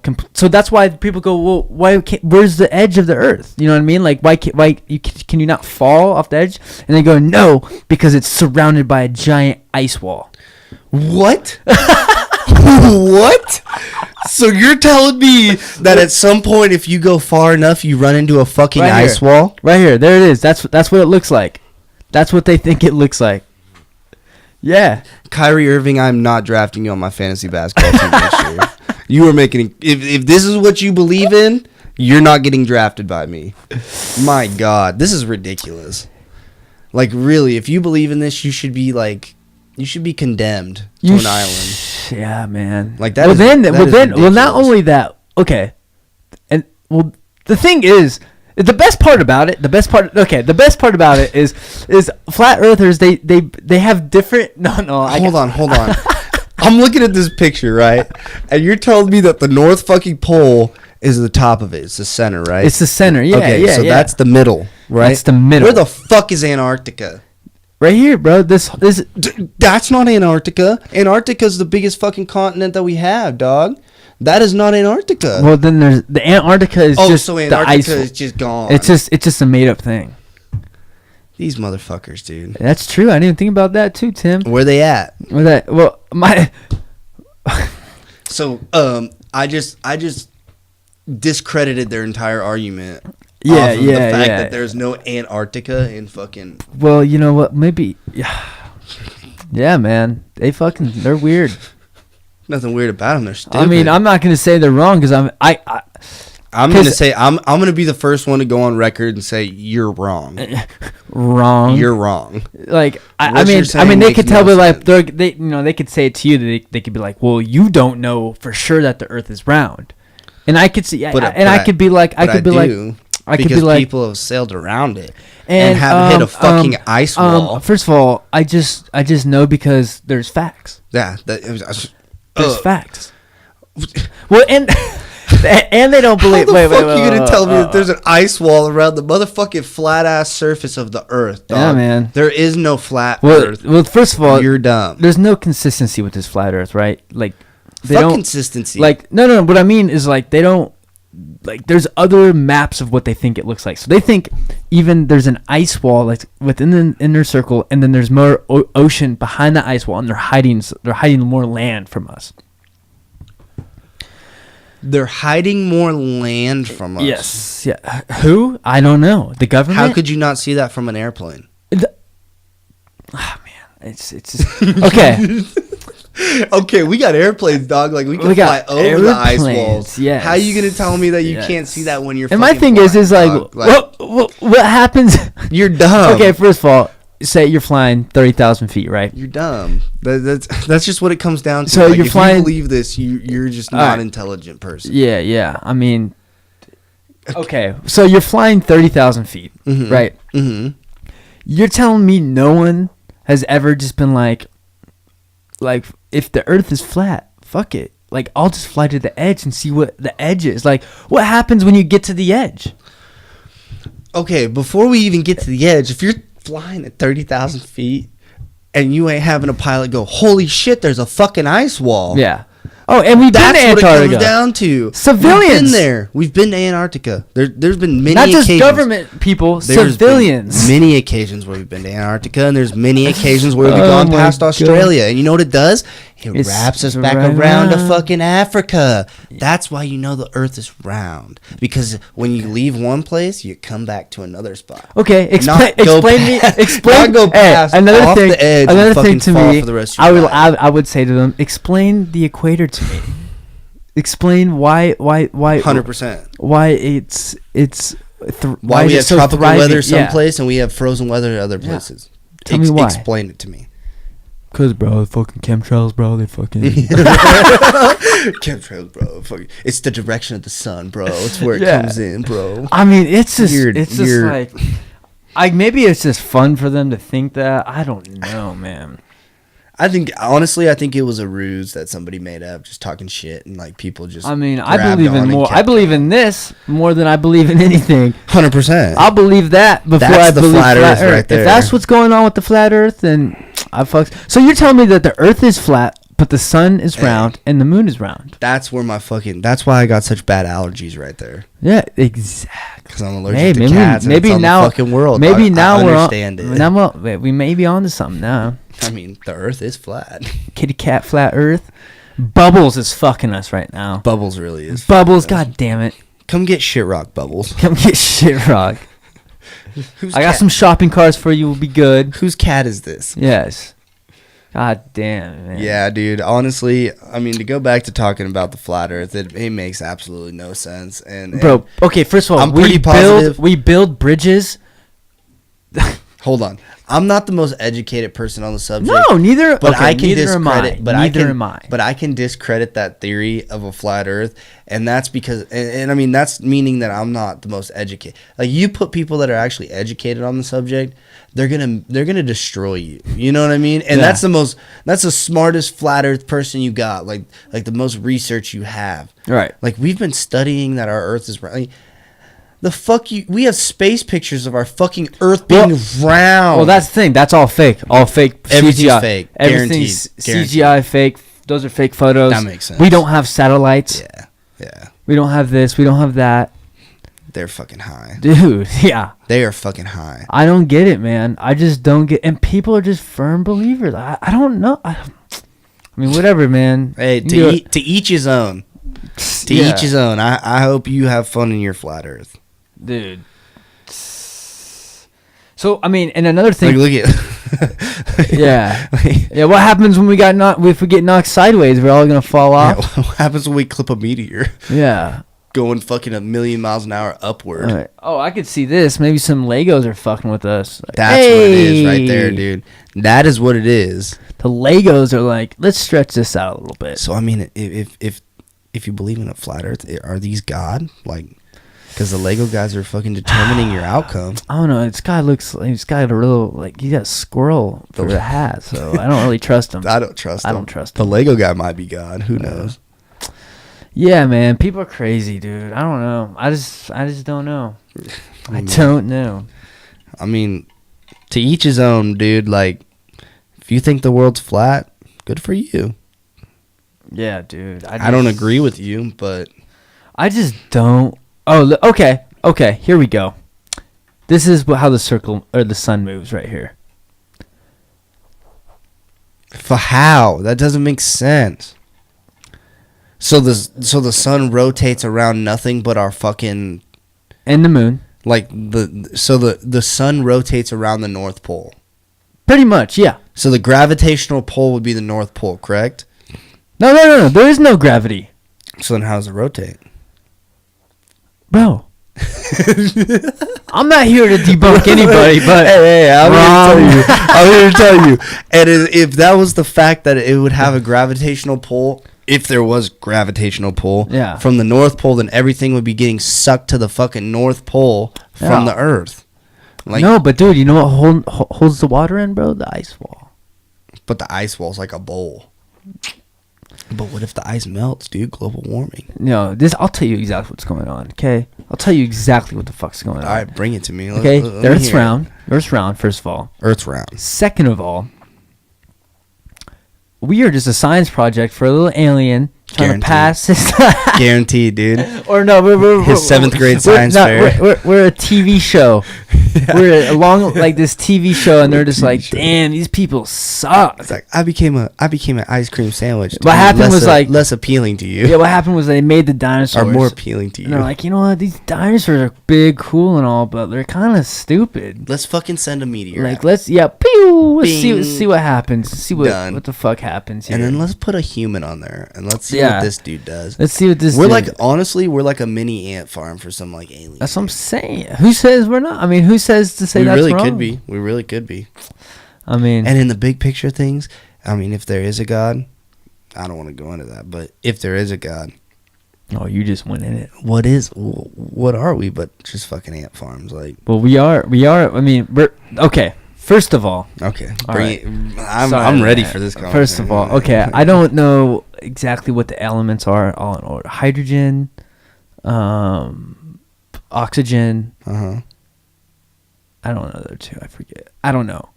But it's all out in space. It's what the freaking... It's what space is made of, you know, that... What do we have in our body? The exact... Oxygen. Oxygen. Oh, I don't even know. I wish I knew the other two. Well, we breathe in oxygen and then we exhale. Not hydrogen. Carbon. Carbon, yeah. Carbon. Right? Carbon dioxide. Man, we're stupid. Because carbon dioxide is what plants. Yeah. But either we need oxygen. We like. Okay, I mean, I said that wrong, but there's 4 elements. I don't know exactly what they are at the top of the dome. Mm-hmm. But they're all out in space and they're all out in the galaxies and whatnot, and that's exactly what we are. Yeah. You know, we are the universe. Mm-hmm. We are. You know what I mean? Essentially. Yeah. 100%. Like, it's crazy to think about. That's why, like, it's crazy to think about. You got me thinking about it now, but like, that's why it's so hard for me to like be religious. Yeah, man. I mean, like, don't get me wrong. I know that something's out there, but like, it's hard for me to be like, Jesus, God, like, you know what I mean? Like, yeah, it's a hard subject. It I'm really not going to is, get man. into it because I'm not religious and I don't want people tearing me down. Yeah. So I'm not even going to say anything. Yeah. Keep it as that. It gets super biased when you get into religion. Oh, it gets really super does. biased. It gets super biased. Damn, but I can tell you one thing: the Earth is not flat, people. Fuck no. And if you think the Earth is flat, fucking please, by all means, just let us know. If you got a picture, let us know. Wait, once you show me the picture of the flat Earth, a real picture, then we'll talk. When you can show me actual proof of a flat Earth, like any proof, I'll take any proof whatsoever that I can't discredit. I'll give you props, but please message. I'd love it. Man, I just don't get it, man. And I just really that took a lot out of me right there thinking about that flat Earth, dude. Because I'm like, God damn, like I have no hope for humanity. I know, if that's what people are thinking these days, like Jesus Christ. Oh. Look at that. Look at that. That's what we're doing. Honestly, that's the Earth right there. Yeah, the flat top. That's the flat Earth top. That's crazy, bro. It's just crazy to think about. Well, dude, another crazy thing too is that fucking book. That book, man. You're gonna love it when I give it to you. You wanna know? You wanna know something crazy? What? The fucking Rams are about to win the Super Bowl, bro. You heard it here first. I'm here to let you know now, dude. I'm here to let you know. We're gonna win the Super Bowl. You think so? I don't see any team in the AFC being close to what we are. I mean, Jacksonville looks good. Don't get me wrong, Jacksonville looks good, but they really haven't played anybody. Do they play this year? They played the Patriots last week. Well, but I mean I know are they the Patriots the Pats, but I'm asking, do the Rams and the Jags play at all this year? No. So they played last year and the Rams beat them. Do the Rams? So who are the Rams playing down in Mexico City?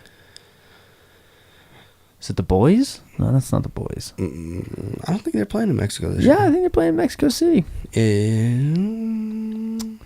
Pretty sure, dude. Pull it up. Pull up the fucking schedule. I know that we got the games that I'm really like looking at are we got the fucking Minnesota Vikings. Maybe that's who they're playing on Thursday night. It might be that one. Schedule. Let's see. I'd go. They just played the Cardinals. Yeah, we just played the Cardinals. So Thursday night's Minnesota. Sunday night's the Niners. Mexico, the Chiefs. Oh, that's gonna be a really tough game. That's gonna be a really tough game. Wow, November 19th, Mexico. Honestly, though, you look at that schedule. Do you really see anybody that's gonna beat them significantly? Like I don't see anybody that they could beat the Packers by a lot. I will say the only team. Okay, they could beat Minnesota. Okay, we'll base it off 2 games. The 2 games they played, they've looked amazing, right? Amazing. So as I look at this schedule, I say maybe the Vikings. Mm-hmm. Maybe not the Packers. Maybe the Chiefs. Mm-hmm. Maybe the Chiefs. Maybe the Eagles. And the Eagles. Like the 3 games. Maybe Chicago. It's going to be a defensive game. I'd say the Packers give us more of a run than Chicago does because. Yeah, you're right. I think we'll see. Chicago, they got one defensive player and they don't have that good of a defense. What? I mean, that good of an offense. They really don't. I agree with the offense. They have one good defensive player and they don't have that good of an offense. Their defense is raw. Timothy Richards. I mean, their defense. Put some respect on it. Their defense is good. I wouldn't say their defense is raw. Their defense is really good, Tim. Did you not watch them play last night? Khalil's obviously good, not. But I mean, that's because you have one of the best defensive players in the league. I mean, when you have somebody that can bring pressure, and especially in a different division, like he's playing in a different division. He's bringing pressure every play. That team is. I'm going to tell you what. I'll tell you what. That team is sneaky. Oh, 100%. They're a sneaky team. The Bears are sneaky. They're not elite. You know what I mean? Like their D's good, man. They might stop us for like 2 quarters, but I'm here to tell you, dude, after that it's gonna be bad. And when that dude, Aaron Donald, starts actually rolling, because you gotta remember, dude, he went to no mini camps, he went to no training camp, he didn't practice with the team. He signed 2 days before our opener. Like Well, he played himself doing that. Well, no, he got paid. Yeah, like he's just out here trying to get paid. He's trying to get paid, and then he got paid. Pay the man. So you got to remember this. Pay the man. Like he's only been practicing for a month in pads and shit. So when he starts rolling and our defense starts actually rolling big time, like they're good now, but when they actually start firing on all cylinders, it's gonna be ugly. It really is. I'll agree with you on that. I'm here to tell you. No, their defense, we're gonna win 12 games, and we're probably gonna win the Super Bowl this year. I agree with you on that, Tim. I agree with you that the defense is nasty. It's nasty. Our offense is nasty. Your offense is good. Your offense is disgusting. Think about it, dude. I can't believe that. B. Cooks, bro. Robert Woods, Cooper Kupp, Todd Gurley. Like, you have Watkins still? No, Watkins is on the Chiefs now. He's on the Chiefs. Yeah. Ooh. That's why we picked up Cooks, because we got rid of Watkins. But he got paid. He got like $40 million. Yeah, pay the man. Yeah, pay him. I didn't want to pay him. I don't think he's. I don't think he's that good. I don't think he's that elite of a receiver to give him a three-year, $40 million contract, especially when you're trying to sign him and you got to sign Jared Goff next year. Yeah. What do you think about? Oh, dude. Hey. I wasn't there. I had a wedding to attend. Mm-hmm. But Texas, dude. Bro, Texas, how burnt was Kyle? He didn't watch he stopped watching the game at the second quarter. Like, he walked into his room and he started getting ready to go out that night. Like, he didn't even watch the rest of the game. Of course, on Sunday I walk in and my rude ass is like, "Hey, yo, what happened to the USC? What happened to USC?" And he like looked at me. He was like, "I really wasn't trying." She's like, "I was trying to avoid that all day, you know." There's no avoiding that. I'm like, I had to bring it up, bro. I was shocked. I'm not gonna lie. Dude, they routed him. I couldn't. Kyle bet me $10 on the game, and you didn't take it. And I wasn't convinced that Texas was gonna win that game. And I'm a diehard Texas fan. And I was not convinced that Texas was going to win that game. Like, I was like, this freshman quarterback's going to throw all over us. Our DBs are not fucking where it's at. And they came out in the first quarter and just home game, baby. Shut them Maybe down. If it was USC. It was because McConaughey was there. Oh, I credited all to McConaughey. McConaughey's the beast. McConaughey was there. He was out there ripping lines, just getting... Oh, yeah. That's some Wolf of Wall Street shit right there, dude. You know McConaughey was ripping lines, dude. McConaughey was ripping baggies. He gives no fucks. That's hilarious. I respect that, McConaughey. I like McConaughey. Honest to God, I mean, I don't rip baggies, but if McConaughey offered me a baggie, I'd rip it with him. Guaranteed. Yeah. Guaranteed. I'd be like, "Hey, yo, so about Interstellar." No, straight up. And I'd ask him about all of his roles, dude. Yeah. That's a crazy movie, too. Did you ever watch State of Jones? I don't think so. With McConaughey? That's a good one. It's about, freeing the slaves in the Civil War and shit. Like, they were considered, I heard. I'd never seen that, no. They were considered, the first state that was, free? They were declared the first free state, and it was called the State of Jones. Yeah, I never watched that one. Mm-hmm. All right, Tim. I'll be right back. You entertain the people. Where you headed? I'm gonna get something to drink. Would you like a drink? Yeah, I'd like a drink. You like a drink? Let me finish this drink real quick.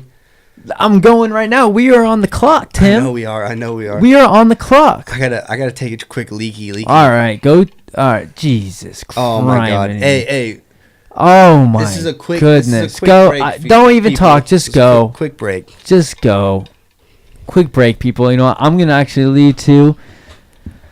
So stay on. Stay on. Timothy, look what you're doing to us. You gotta stay on to find out what happens next. Yeah. Ooh, I like that. We'll be back in 3 seconds. Don't count 3 seconds. Count like a minute. Okay, starting now.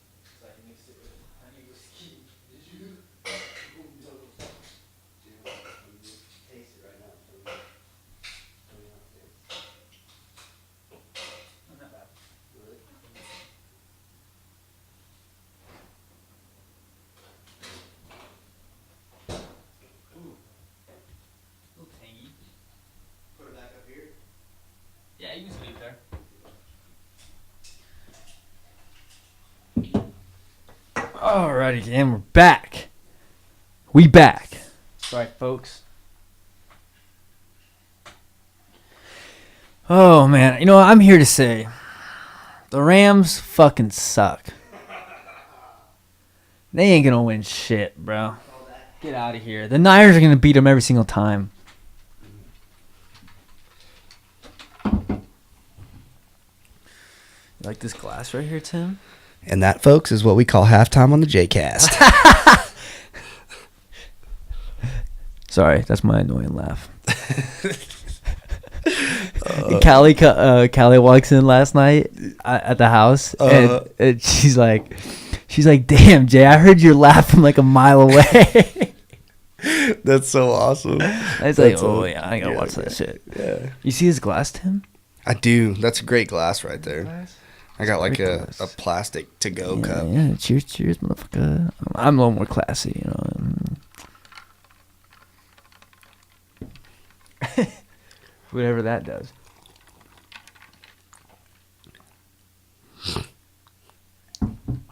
God help us all. Tastes like Christmas. It does. It really does. Like Christmas morning. Ooh. Alrighty. So what do you think about the Niners? Just to dive into it. Like are you sold? No. At all? Dude, that was a fucking weak performance. Weak win. Weak win. But I'm a Raiders fan. I can't really talk shit because it's just understandable. Because it was so funny. We were watching the games at the same time, you know, mm-hmm. and we're like, it was like the identical games. They were both winning, like with a good lead. Yeah, and then it just comes back. I'm like, just comebacks. And Taylor's all like, someone is gonna lose and someone is gonna win. 100%. And dude, oh bro, Eric's face after the game. He was upset. Tragic. I watched it with Bob. I was a little upset. I watched the game. I was upset.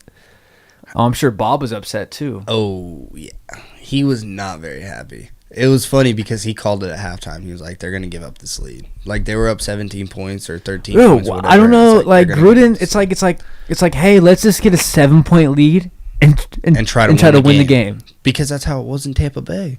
Think about it. The defense that he had in Tampa Bay. He had John Lynch as a safety, Rondé Barber. He had Simeon Rice. He had Warren Sapp. Like he had Derek Johnson before he passed away. I think it was Derek Johnson, right? I think so. Yeah. I'm not sure, to be honest. Don't quote me. Not 100% sure, but they had Derek Johnson before he passed. Or no, it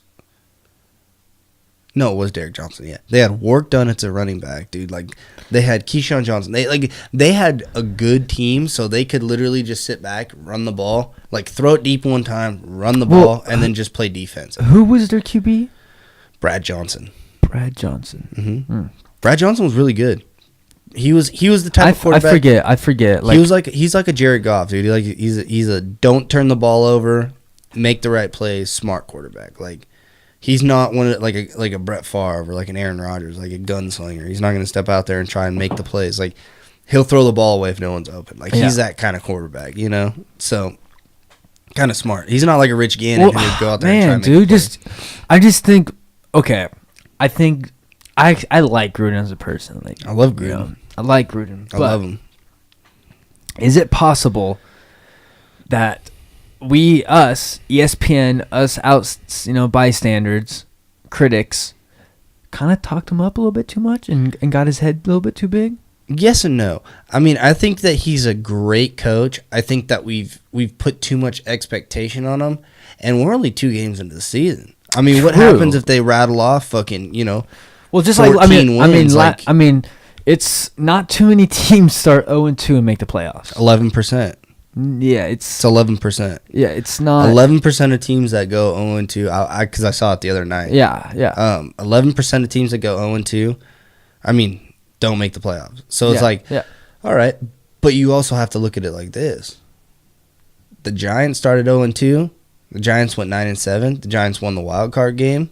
The Giants went on to win the Super Bowl and beat the Patriots. Like, it can go both ways. You know what I mean? And if there's any coach that's going to do it, it's going to be Gruden. I mean, and that's not me talking bias because I love the Raiders. Like, I'm a Nation fan, but like, I really do think that Nation fan behind Rams first though. Well, 100%. I bleed gold and blue. Like, I bleed it. That's my squad. You know, I'll go sit in the black hole and fucking ram shit. Like, I really don't care.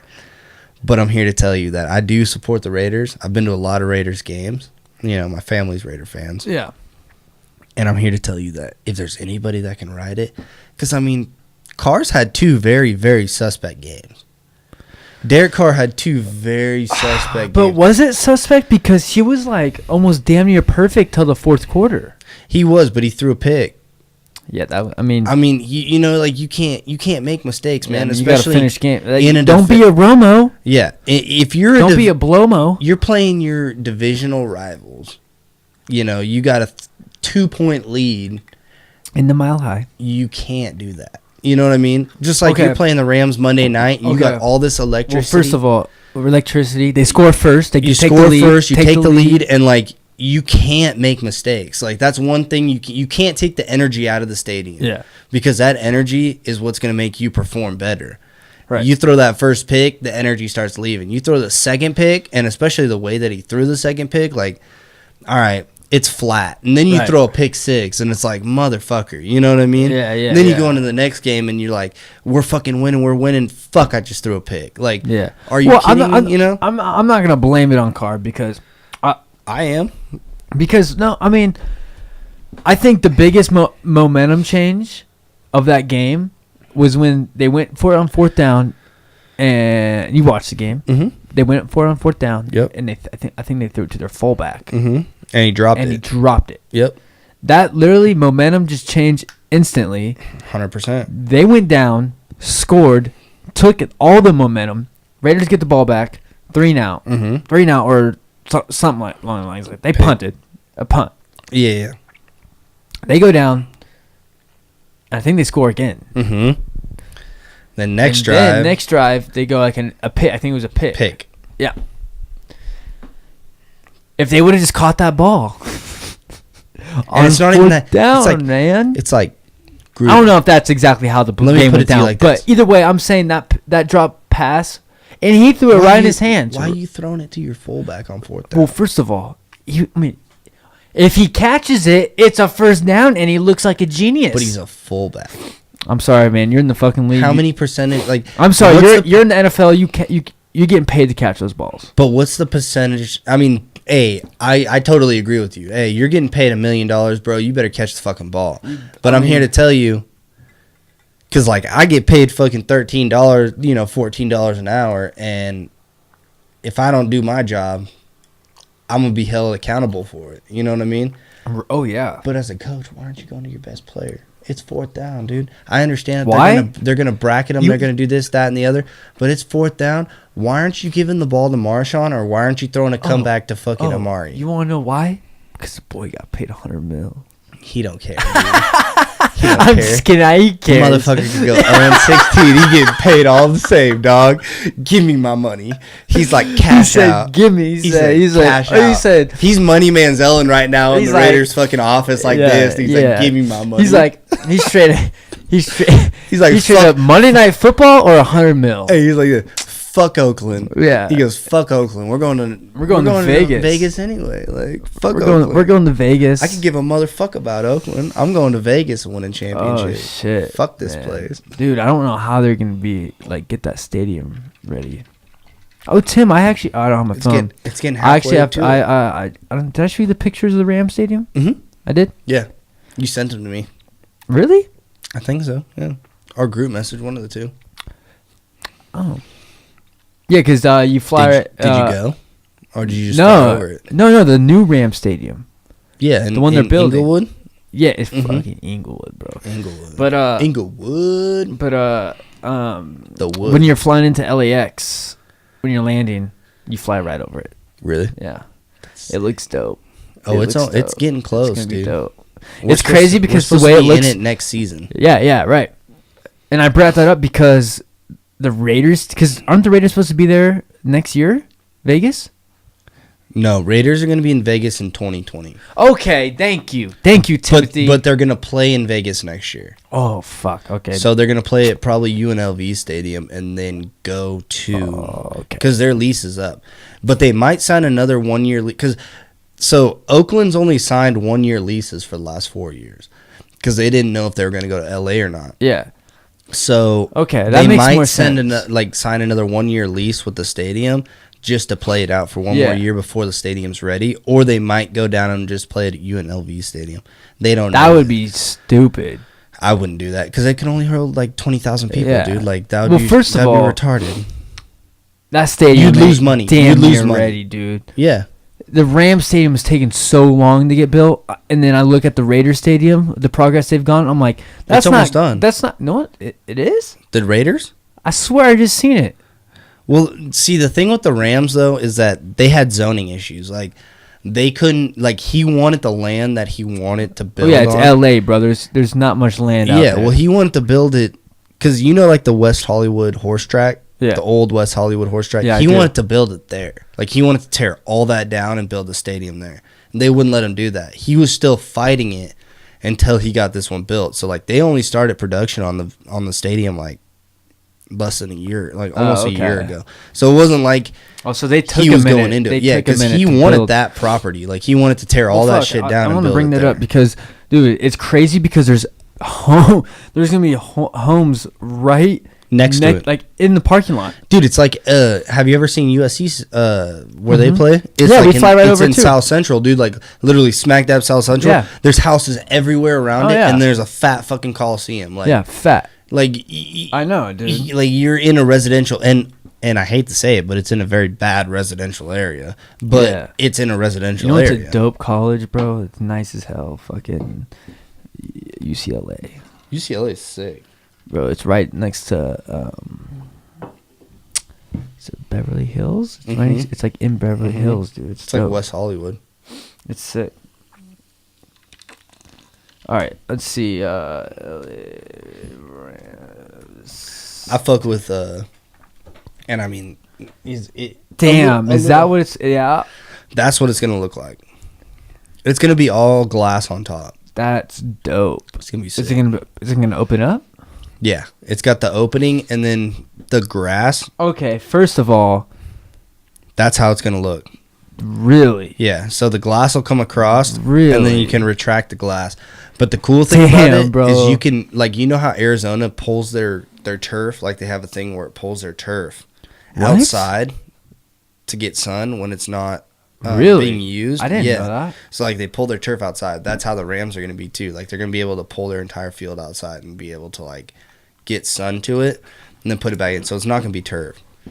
It's going to be grass. Dude, I think just a personal opinion. I think grass fields are a lot better. I love grass fields. I'd much rather play on a grass field than a turf field.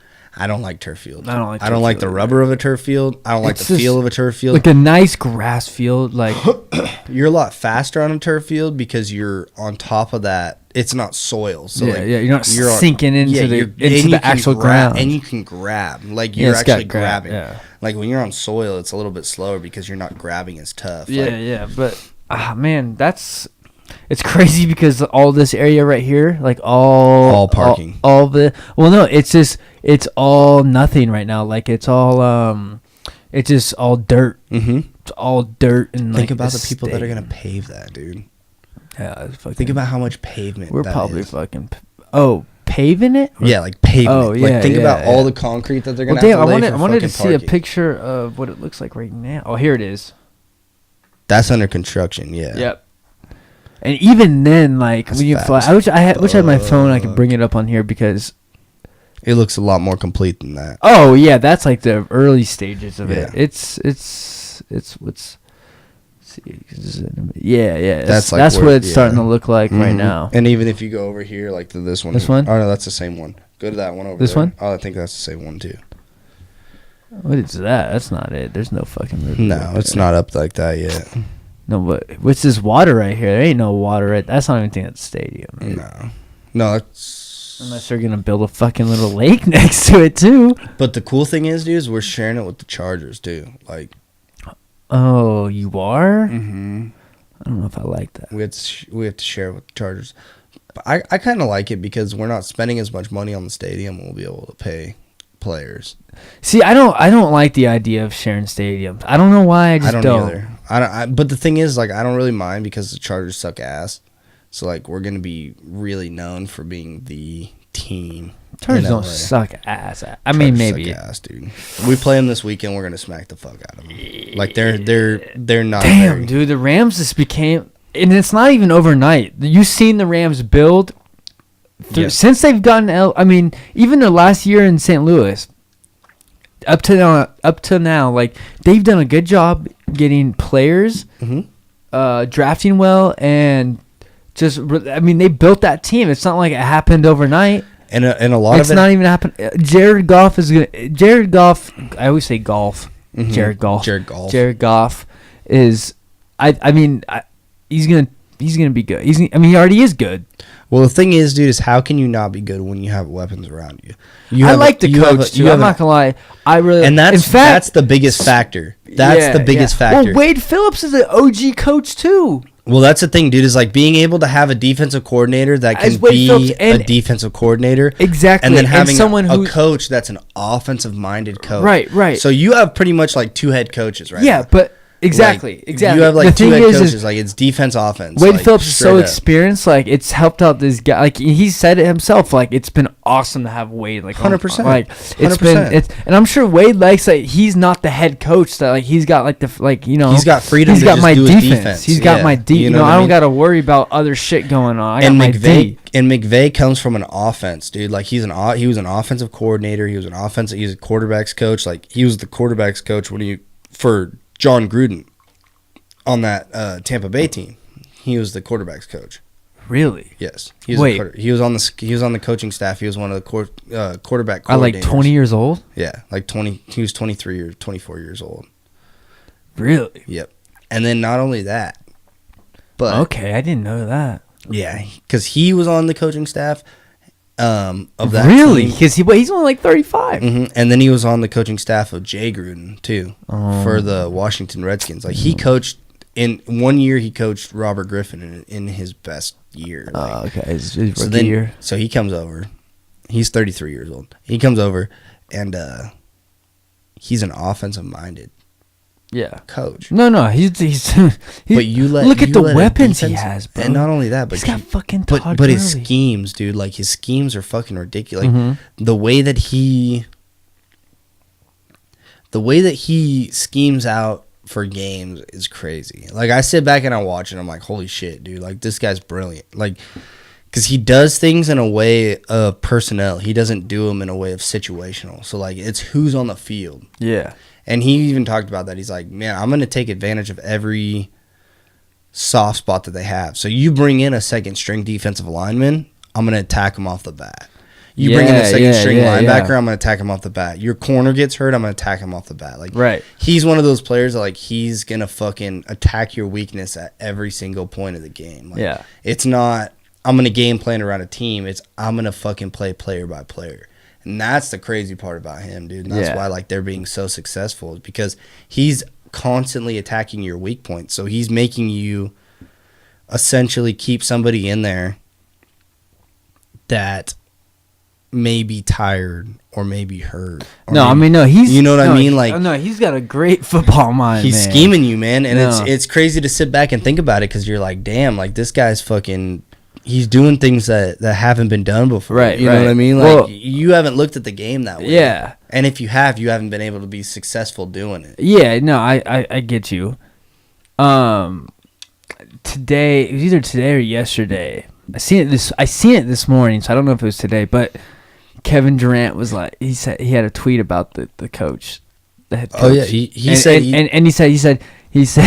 hey, Kevin Durant's tall, lengthy, athletic. Mm-hmm. We wouldn't mind having him in the red zone. Yeah, he's like, I'll welcome him. Oh, you seen it? Yeah. Because he tweeted about Aaron Donald. He's like, Aaron Donald is one of the best players in the league, hands down. And then he's like, I wouldn't mind joining the Rams. Oh, yeah. Like, that's what Durant said. And then fucking Sean McVay's like, I mean, hey, man, you're tall, you're lengthy, you're big.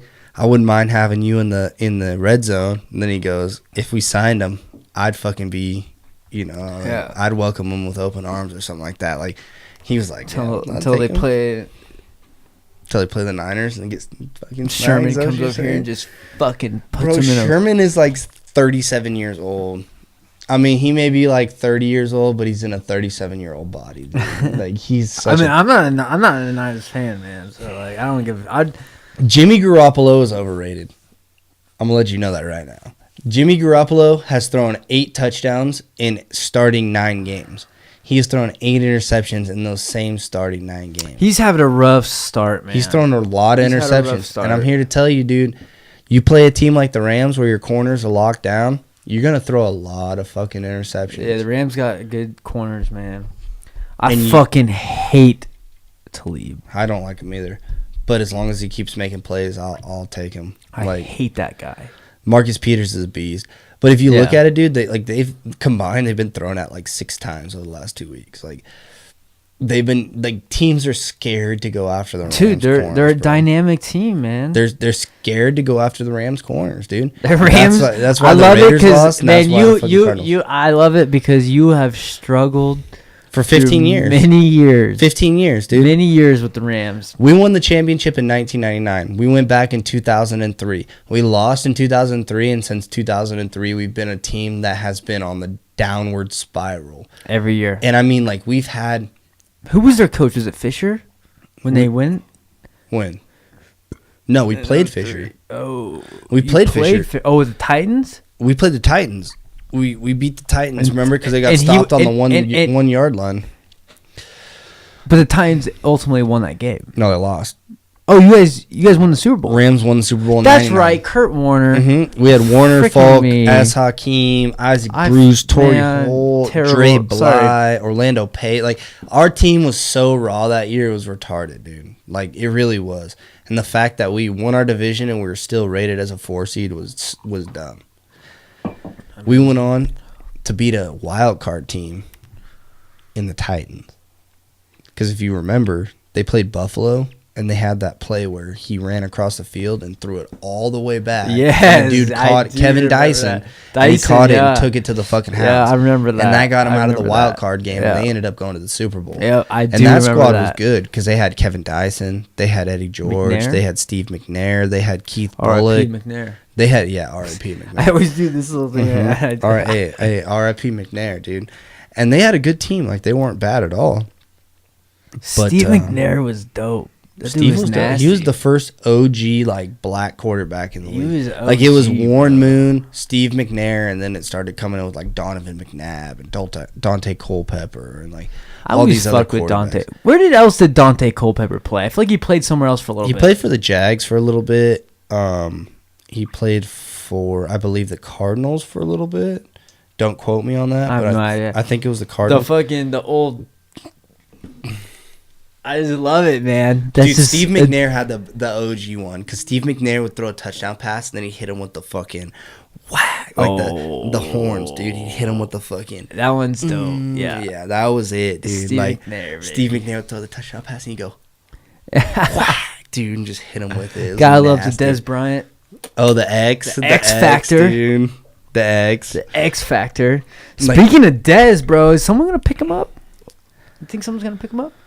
Honestly, I think the Browns are going to pick him up.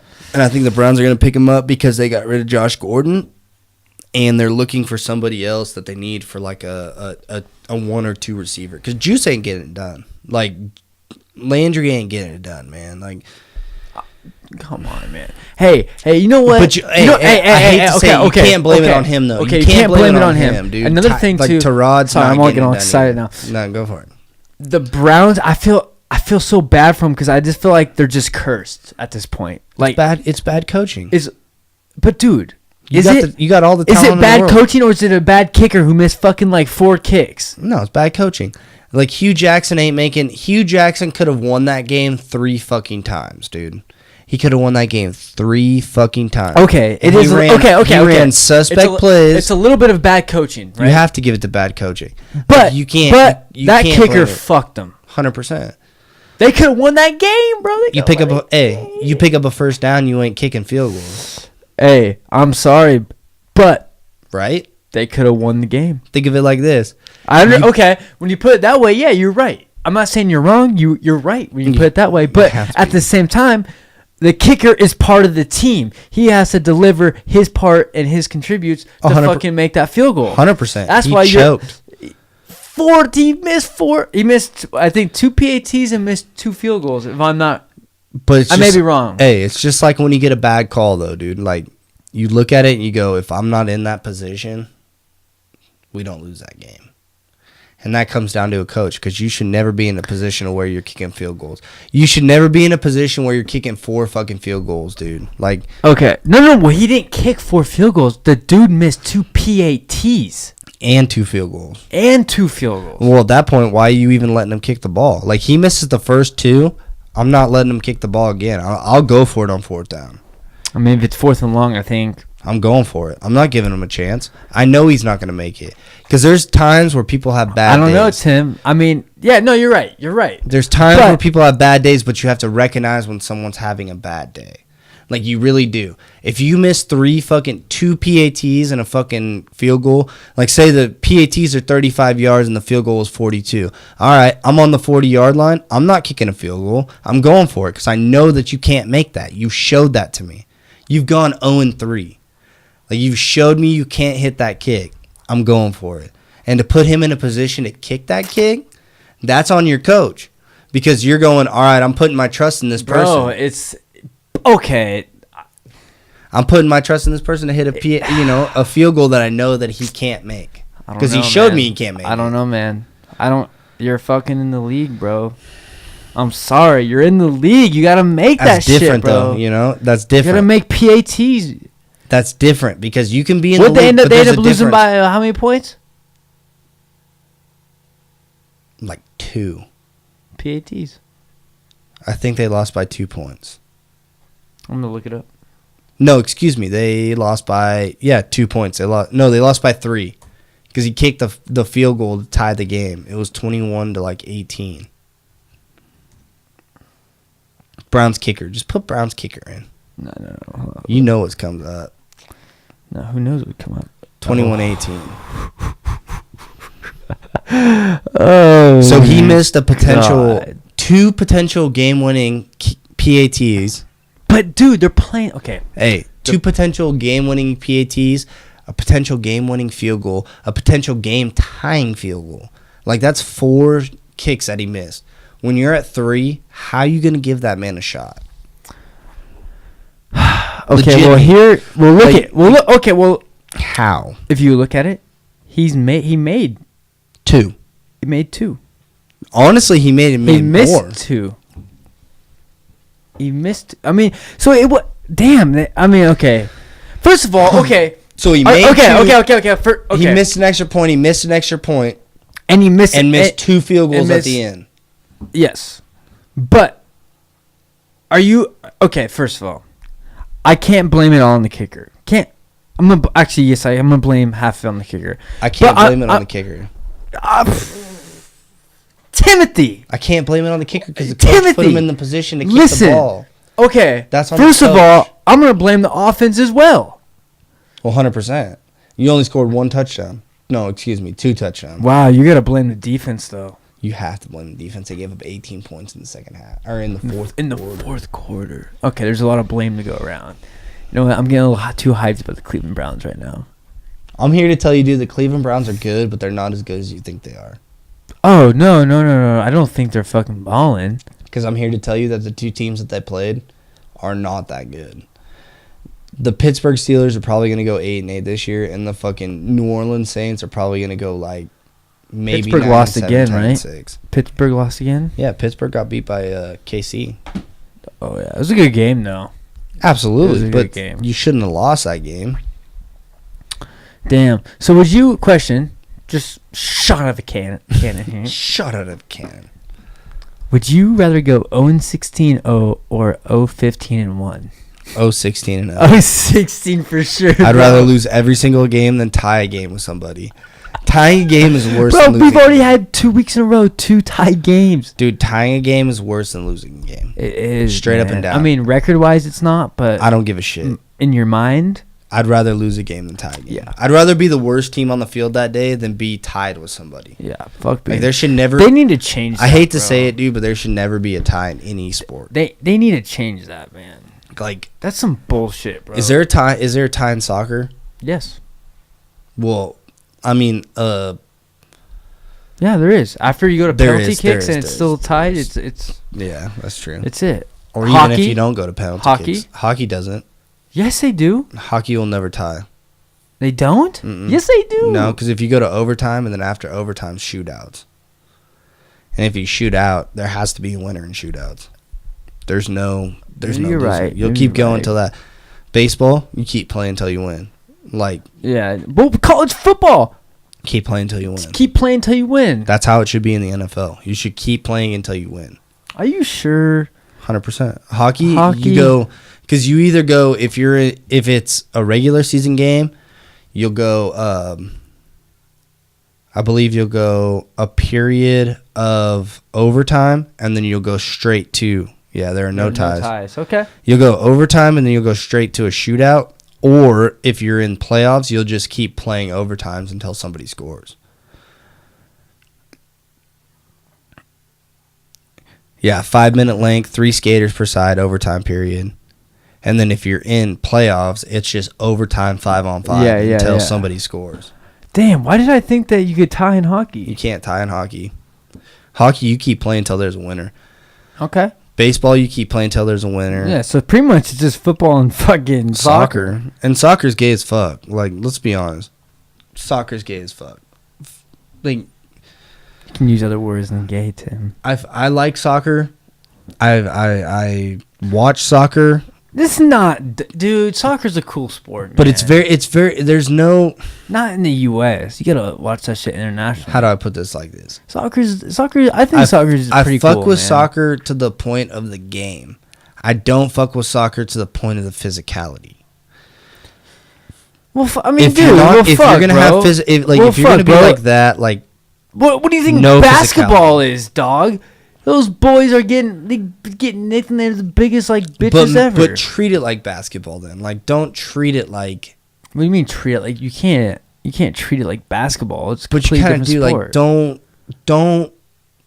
I guess it's the flopping and it's the acting, like the big time acting. You know what I mean? Like you get touched, you go down. I understand that that's the culture of the sport. It's a culture thing. It is 100%. It's a culture thing, but at the same time, we're here when we have violent sports like hockey and football.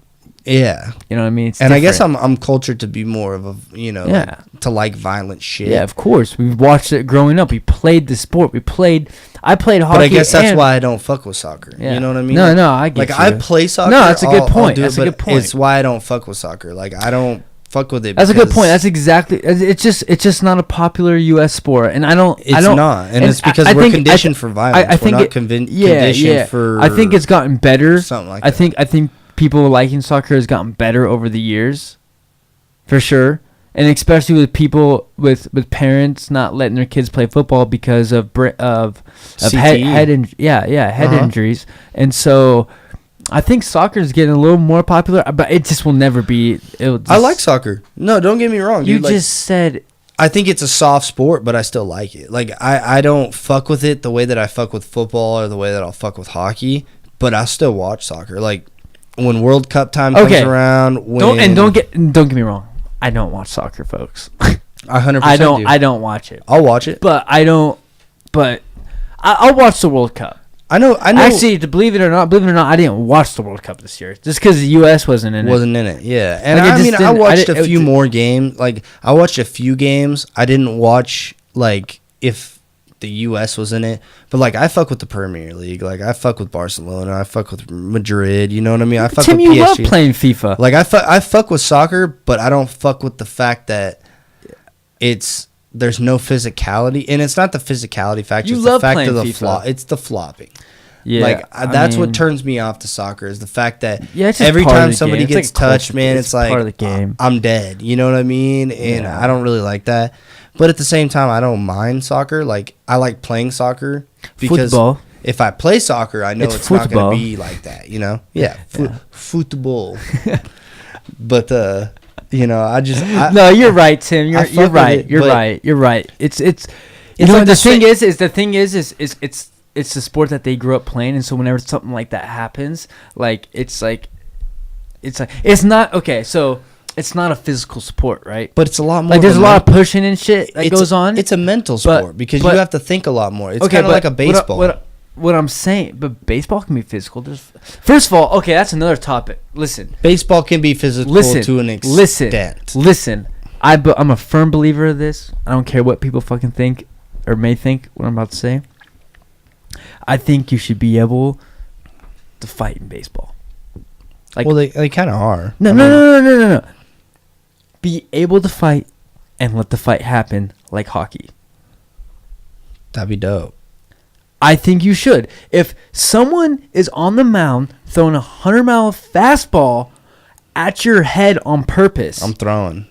And you can't go up there and throw with. Okay, so I mean, I watch hockey here and there. I'm not like, I don't know the rules too much into it, but do you get suspended for a fight? No. Exactly. You get 5 minutes in the penalty box. Yeah, exactly. But you don't get suspended and fined. No. Right? No. Exactly. So my point being is, if a batter wants to charge the fucking pitcher, let him throw down. Yes. But another problem with it. I agree with that. I'm just saying, man. I 100% agree with that. I'm just saying, man. Someone's throwing a 100-mile-per-hour fastball at my head. I'm gonna go after him. You're gonna go after him. Okay? 100%. There shouldn't be no fine for me going after him. But on the other end, it always turns into a brawl because the benches are being cleared. 100%. So that's when you have to expect it. That's when it gets a little wishy-washy there. But at that point, you have to be able, if you're gonna implement a rule to where you can throw hands like that, you have to be able to control the benches until they're done fighting. I mean, that's you know what I mean. That's the thing you'd have to give up. Like, benches can't clear. Like you can't. It's just like hockey. It's so weird. Like, it's like they know, hey, if they're fighting, you just gotta let them fight. You gotta let them fight. You know, in baseball, shit.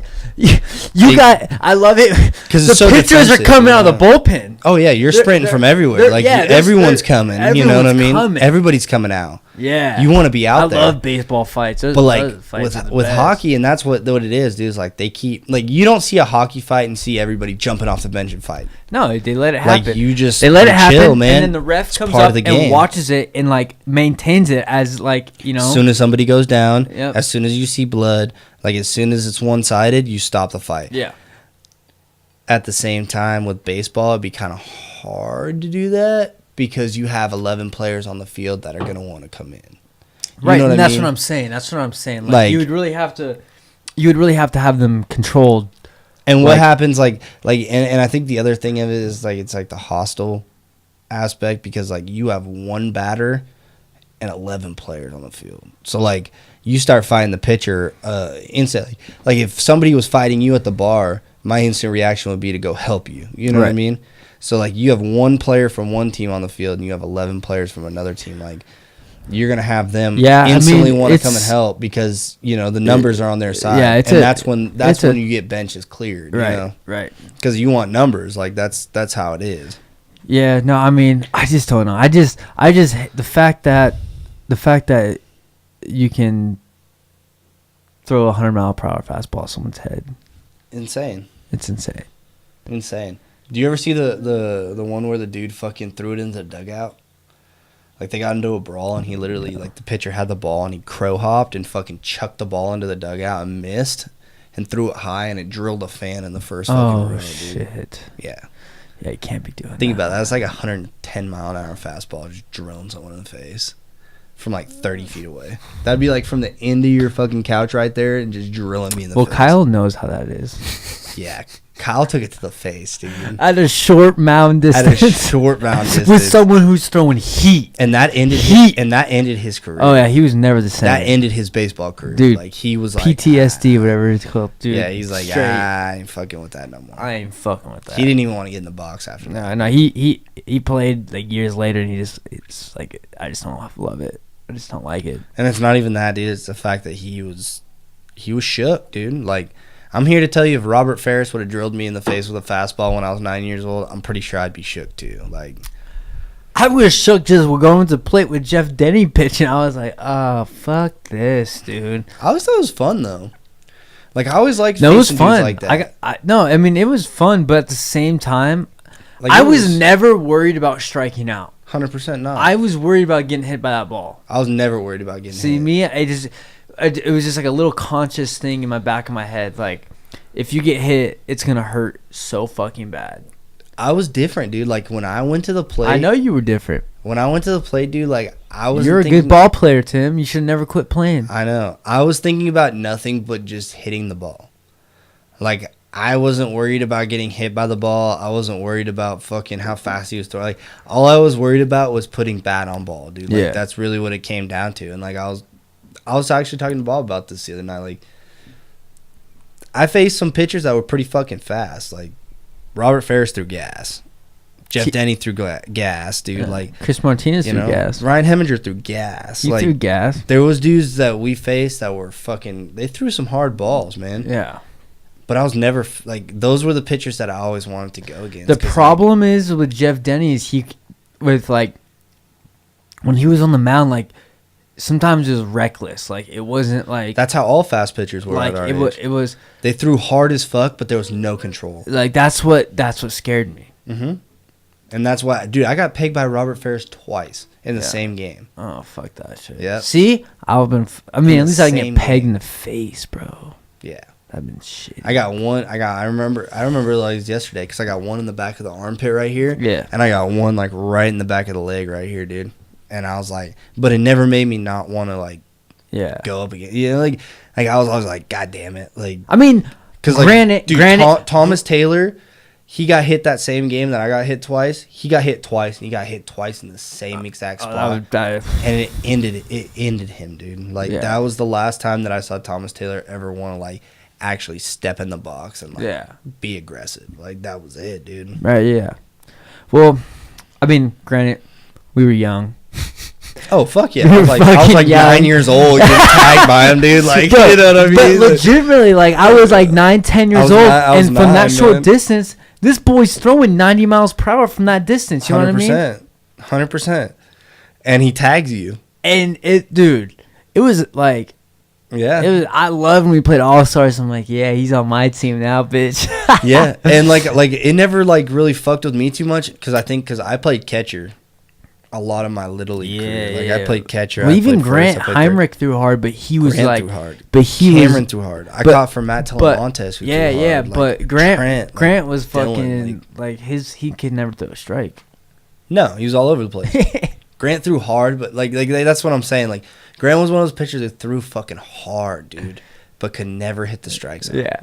Denny could throw hard, but he was always all over the place. Yeah, I mean he could hit the strike zone, but but it was like the problem is it'd be inconsistent. Okay, the problem is we're talking about Blake threw hard.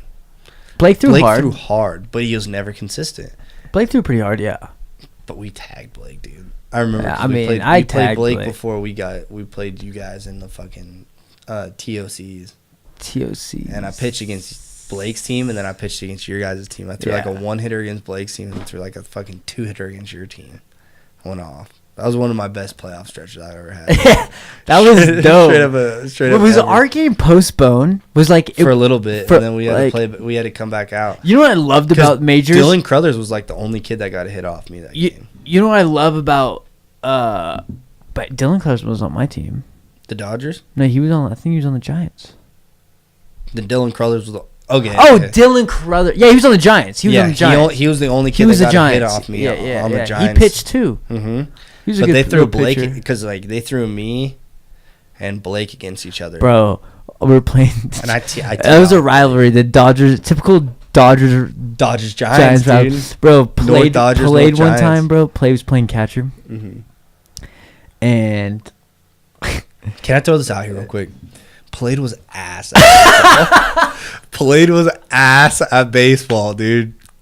Played was ass. He wasn't that bad. Played was ass, dude. I remember playing Played every single time.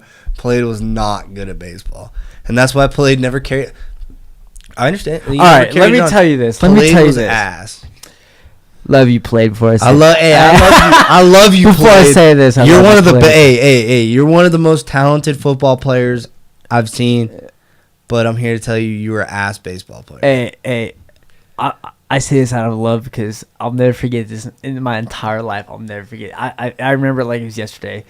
So a ball was hit in like left field, and Blake's on second base. Taylor's playing catcher, and it was like short left field, bro. The ball was barely. It was like a grounder through the gap, like between shortstop and third. And Blake just takes off. He's super fast. Takes off, round third base. Our left field, I don't know who the fuck's playing left field, but he throws a good ball, and Blake catches it. And Blake's still running, like, beat him by a mile. Blake lowers his shoulder and runs his ass over. Destroyed him. Play was, like, knocked out on the ground. Like out cold. Out cold, bro. Out cold. Bro, he got bodied. He got bodied. And I'll just never forget that, man. That happened. Sorry, played. That happened. Got bodied real quick. You can't Bro, have your, Majors is so dope. You can't tell me you didn't like playing in the North because we played night games. I love playing in the North. The only thing I hated about playing in the North was your guys' infield. And that was because it was all fucking dirt and it had rocks in it and they'd fucking kick up, dude. Because I played third base a lot of the time. So, like, when you hit a hard ground ball to third base, there was, like, rocky there. Yeah. It'd take weird bounces, dude, and I fucking hated it. But I loved playing at your field because your field was, like, 10 feet shorter. Actually, it was bigger. No, our field was bigger. Yeah, it was 10 feet bigger. And I liked it because I could hit it out to, like, the outfield and the ball would go. You know what I mean? Like, the ball would just go. Like, where our field, you hit it out to the outfield and it hit the fence and just stop. Yeah, if it was a home run, it hit the fence and just stop. Like, you're getting a double. Like, and the thing your is, field, you had an opportunity to get triples. Well, it's not even that. Like, you could hit the ball to the fence at Eagleson and you could hit it there so fucking quick that you can only get a single because the ball will get thrown in so quick. Because it was only like 215 feet, dude. You know what I mean? All right. Yeah. I got to pee. No, that's okay. Do you want to wrap this up? It's been a minute. No, I'm good. I want to keep talking. You want to keep talking? I just got to take a quick leak real quick. Another quick leaky? Yeah, leaky. Leaky. All right, we can go for a little bit longer. What time is it right now? I wanted this. My computer says it's 1:21, but I have a feeling it's 12:21.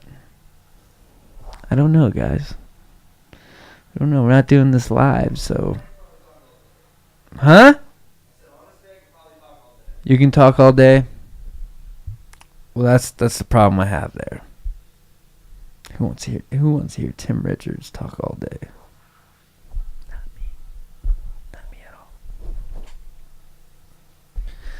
Just FYI, the Rams suck ass. Fuck the Rams.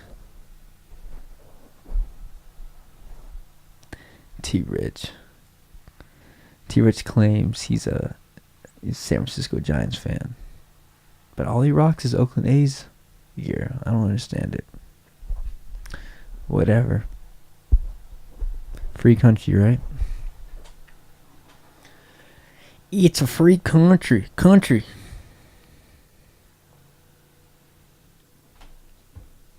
Oh my gosh. Oh my gosh. Tim, what time is it? Check your phone. I think 12:22. 12:22. Okay. 12:22. Jay, I just want to ask you a question. Ask me away, Tim. If you had to list three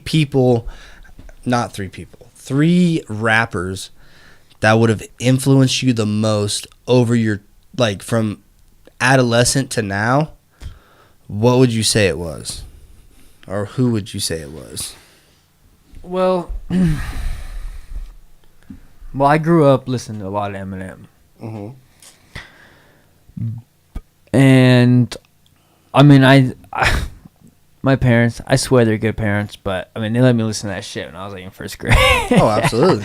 I had you had an older brother too, so like, you know what I mean? Oh, I know exactly where you're coming from. I mean,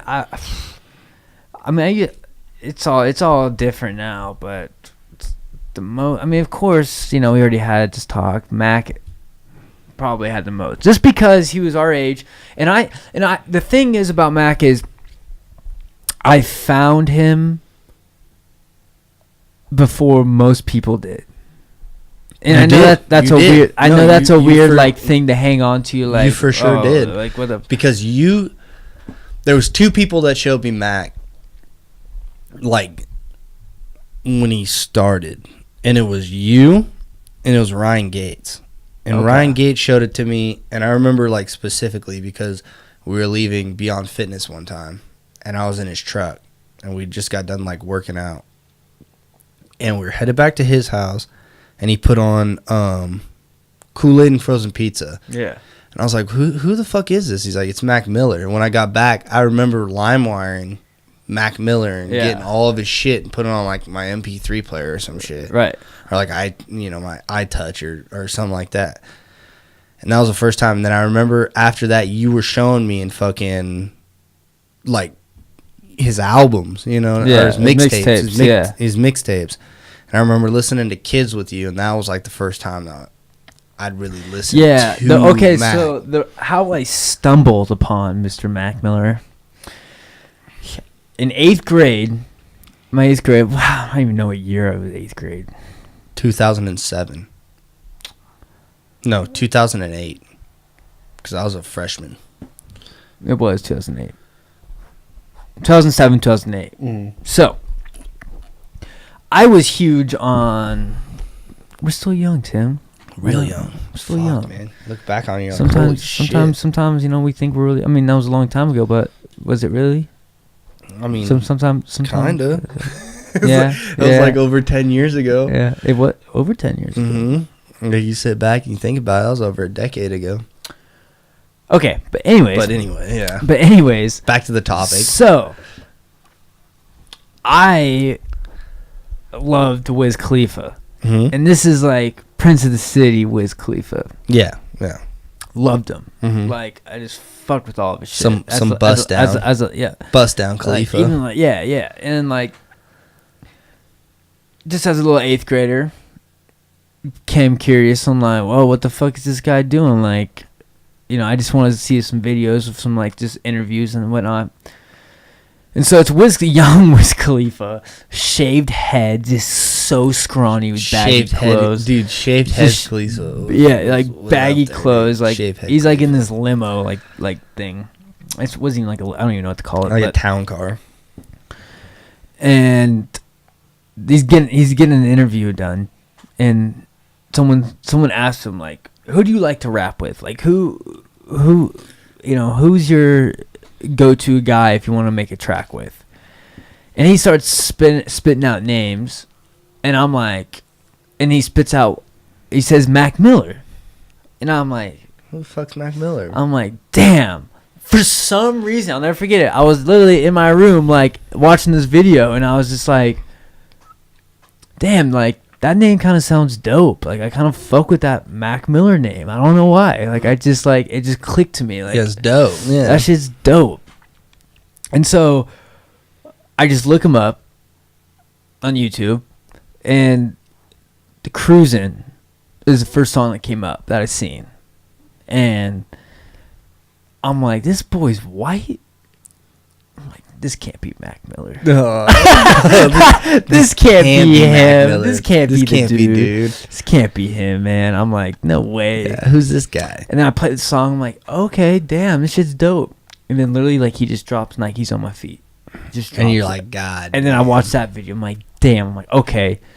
At this point, I didn't even tell anybody about this guy. Like, it wasn't like I was so excited, like, to go tell people or whatever. And so me and Kyle goes, I just got my license, my driver's license. This is like at this point, I'm a freshman in high school. Yeah. And I just get my license. I got my license early. Yep. But fucking, so I'm going up to Mount Shasta, and I've been listening to him for like almost a year, like just all of his small shit. I mean, he didn't have much music at that point out. Yeah. And I played the song for Kyle. I'm with Kyle. K-Mad. Play Nikes. And I play Nikes on my feet. Game over. And no. He goes, this guy's not that good. Really? He's like, I don't really fuck with him. Damn. You can ask him today. Ask him about it. Yeah. Ask him about it. He'll still say it. He's like, yeah, fuck yeah, he'll say it. Because he's like, he was shitting on me for it. He's like, he's not that good. I don't really fuck with him. Yeah, that's what he said. And at the time, Drake was just blowing up. Like, and so, and him and Stadium were just Drake fans. Yeah. Drake fans. Yeah. Fanboys. And so, I was like, you really don't fuck with this guy? I'm like, this guy's like dope. Like, yeah, how do you not fuck with him? Anyways, then next thing you know, like you go to school and everybody's just wearing snapbacks all of a sudden. Yeah, snapback craze, dude. Like everybody, like, oh, do you know? Here's Mac Miller, dude. Snapback, dude. The song, what was it? Used to rock a fitted, now it's rock a snapback. Yeah, dude. yeah. I don't know if that's how exactly. I don't know, but I know he came out with the song Snapback, and that was it. That's why I started rocking. Yeah. Him. Oh, fuck yeah. I went, dude, when Max started rocking Snap, well, first of all, the first song I ever seen, he was rocking a fitted. Mm-hmm. He's rocking an old ass fitted pea hat on cruising. Well, and he looks goofy as fuck. He's like not rich at all. Mm-mm. He's got fucking just normal clothes on, like a shitty watch you get from like Ross. Oh yeah. Like, you know what I mean? It's like the hustle was just the hustle was yeah. So and then now everyone's just rocking Snap, and I don't know, like it felt weird to me because like I didn't think he was gonna blow up. Yeah. And I'm like, as big as he was. Like it's just like I never even met the guy. Like I mean, he was only fucking like 16 years old when I started listening. He was like 2 years older than us. Yeah, he was only like 16 years old, 17 years old when I first started listening to him. So I was like, I had this like I don't know, like. I wouldn't say it was an obsession, but like this weird like connection with him. Mm-hmm. I didn't even know the guy. So weird you can have that with somebody, and I'll get back to that. But yeah, keep going. Yeah, and so like when everybody started listening to him, like and it was like a thing. It was such a thing where people like I found him. Yeah, you know what I mean, like. Mm-hmm. I'm the first one that brought him up, like dude. This that was big with a lot of artists. Like, I know, were right? Like, I was the first one. To listen to him. I brought them into. And like me, I just like listening to his music. Like I just love this shit. And like I showed a couple. It wasn't just Matt. Like I showed a couple other people his music, and they're like, he won't be shit. Yeah, he won't be shit. Mm-hmm. I'm like, oh, okay. And I kind of believed him. I'm like, oh, maybe, I kind of, like, I guess you're right. I don't know. Mm-hmm. Fuck, I don't know shit about music if you really think about it. Like, I like Kid Cudi. That boy spits day and night. I was like, that shit Cudi, raw. You know what I mean? Like, he came out Man on the Moon. That shit was dope. Yeah, right? And so yeah, I know. It's just crazy how, like, he just blew up. Like, he just became, man. And then it was funny because some people didn't fuck with him. He's this corny white dude. He's, like, too corny for me. And I'll never forget Duncan was a huge hater. Was he? He's like, I do not fuck with him. Duncan did not fuck with him, bro. And then when I lived in Texas and I started going out to Boulder a lot on my days off, and we're chilling and I play fucking watching movies with the sound off. Game over. And he's like, who the fuck is this? Yeah. I'm like, it's fucking Mac Miller, bro. Dude, like at that point, he's already big. Yeah, he's already gotten big. I'm like after Mac Duncan. I mean, he knew who he was. He knew who Mac was, obviously. But he didn't listen to him enough to understand what that He's like, was. damn, this shit, bro. We play Red Dot music. Duncan was like, holy shit, game over. We play, bro. Ever since then, Duncan became a fan. It was funny, dude. I don't really know where I was going out with that whole story, but I'm here. I just. Mac's one of those dudes, man, that like I said, like he influenced. What's the right words for you? But like, he was one of the most influential rappers of my teenage years. Like this dude, I mean, I'd have to say the two rappers that influenced me the most from the time that I was 13 years old till the time that I was fucking 20 years old, had to have been Kendrick Lamar and fucking Mac Miller, man. Like, I think I just loved his Kendrick for sure, bro. But it's like I could just relate with a lot of the shit that Mac was doing and a lot of the shit that he was saying. Well, know what I mean? Well, what's great about music is a rapper could talk, or anybody, not just a rapper, any musician, like, can write a song about something. And it could be about it could be about going through a hard time with life or with anything, but you can relate to it, but in a whole different way. 100%. Does that make sense? I don't know if that made sense. Yeah, like instead of relating to it like the way he's relating to it, you're relating to it through life, like, you know something else, or like through something, some other way. It's a release for something else. Like it's so crazy how music can be like that. Yeah, it's all about how like you relate the song to could it. be about completely something else, but you relate it in a different way. In a whole different way. Yeah. And that's like J. Cole does that to me a lot. That's music, dude. J. Cole does that to me a lot. And I mean, that's just music. Like, it's all about how you relate to what you're hearing. Yeah. You know what I mean? Like, if that makes sense. Like, you relate to the lyrics that, like, you feel the same way that the artist is feeling, but in a different situation. Right. You know what I mean? Like, you may feel that way. Like, he may be rapping about something, but you may relate it to something different than what he's relating it to. Yeah, like, yeah. You know, like, he may be, and honestly, like, a good artist may be making that song just to relate it to that feeling or emotion that you have towards something. You know what I mean? I think that's the artist's ultimate goal, you know, like. Yeah, like, it doesn't matter what you're relating it to, just relate it to something. Exactly. You know what I mean? Like, as long as the message is getting across, it doesn't matter how the message gets across. Well, I mean, it's the way it's getting across. I mean, okay, for example, like Mac's self-care song. Sorry, folks. A lot of Mac talk here. Hey, man. You know, and we love the boy. I love Mac, man. I'll talk about him all day long. Yeah. I'll make a podcast just for Mac, honestly. That's right, boy. Straight up. That's right. Rest in peace, my brother. Yeah. But, like, so self-care, like, I don't know. He just talks about, like with me being gone on the road a lot, like, I always get, like, my family members like, hey, you never, like, say what up, or you know what I mean? Like, yeah. I'm like, well, it's not hard to find me. He's like, yeah. You know what I mean? Like, he's like, I ain't hiding. You know, like, yeah. Like, I'm here. Like, you know 100%. How to get a hold of me. Yep, exactly. You know what I mean? Or, like, or I switch the time zones. You know what I mean? Like, that's. I know. Yeah, dude. No, I relate it completely. I mean, he's talking about something completely different about self-care. I relate about, like, my job and what I do with my work. Like, exactly. You know what I mean? Like, you're relating it to a totally different subject to what he's trying to relate it to. But in the same way, it's like, still intertwined. Like, I ain't hiding. Yeah.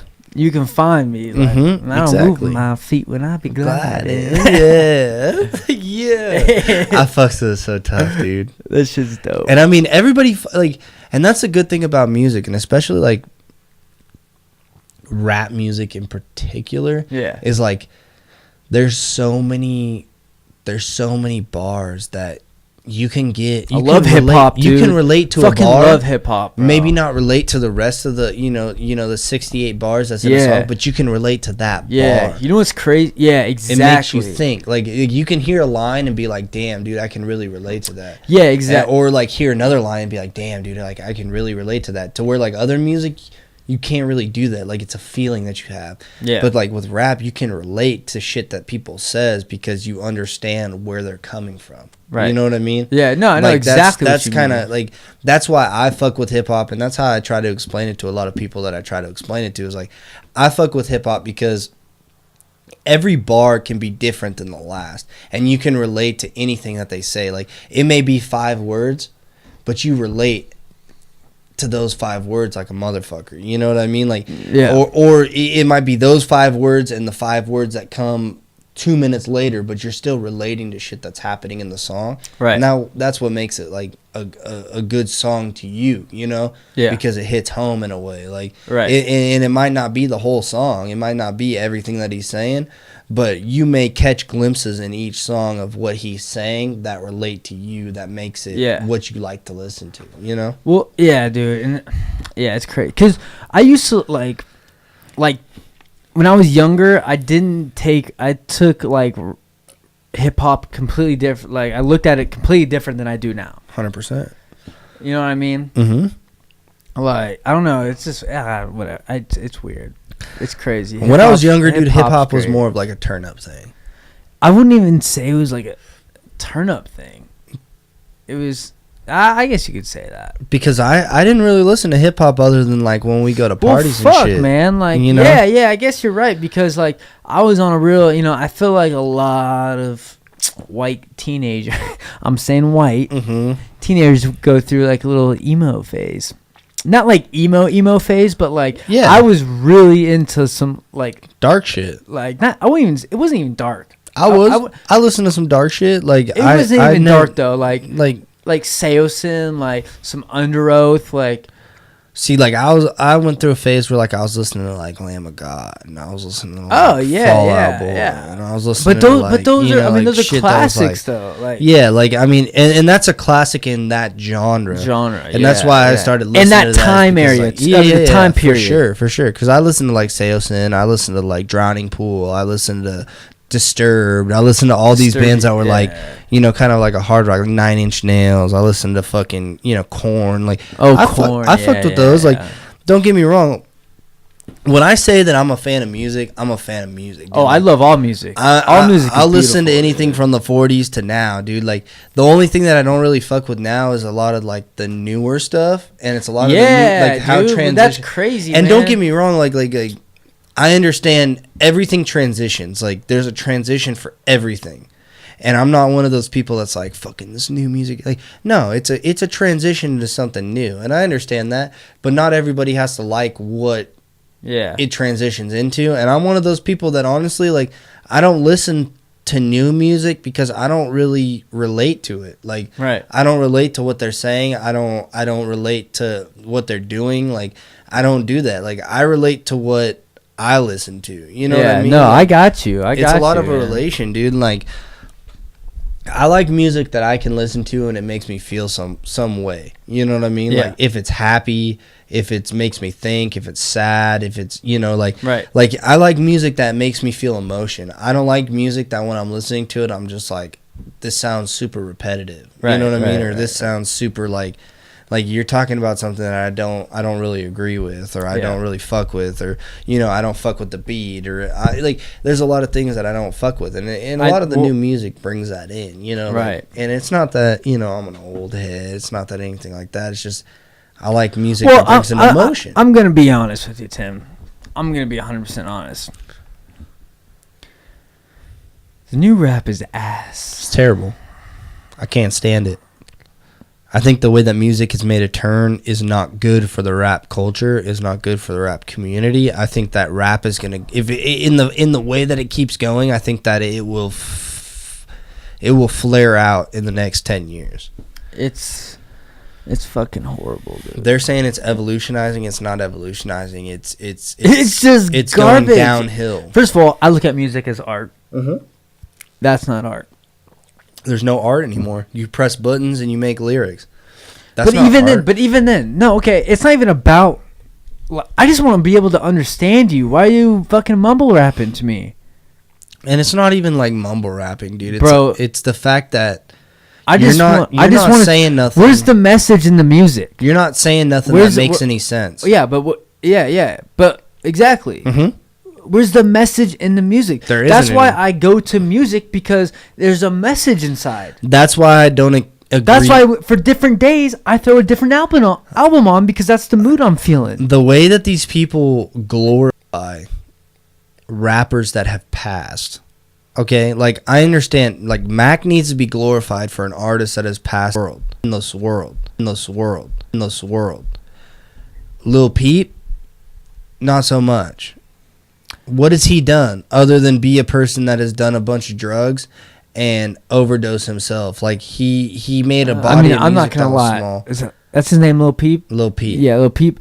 I've never heard one of his songs. I never fucked with him, and it's not a biased opinion on what he's done. If I've never fucked and I'm in the music community and I listen to this kind of shit, I don't see how you can be an influential person. And I hate to say it, dude, but even fucking XXX Tentacion or whatever his name is, Tentacion, you know, that dude got blown up a lot. Yeah, especially after he passed away. Like, I don't wish death on nobody. I think that it's good that he got blown up for his family's sake and for the people around him's sake. Yeah, because they got paid for it. Yeah, and you know what? Pay him out. Pay it. But he wasn't the make type your of money. Person, but he wasn't the type of person that I'd sit back and be like, man, this guy was an influential person. Man, you know what I mean? Like, you know what? He wasn't. I'll tell you one thing. To end this whole conversation, just listen to J. Cole's rap. It's a little pump. 1985, I arrived. And it's not like just listen to that.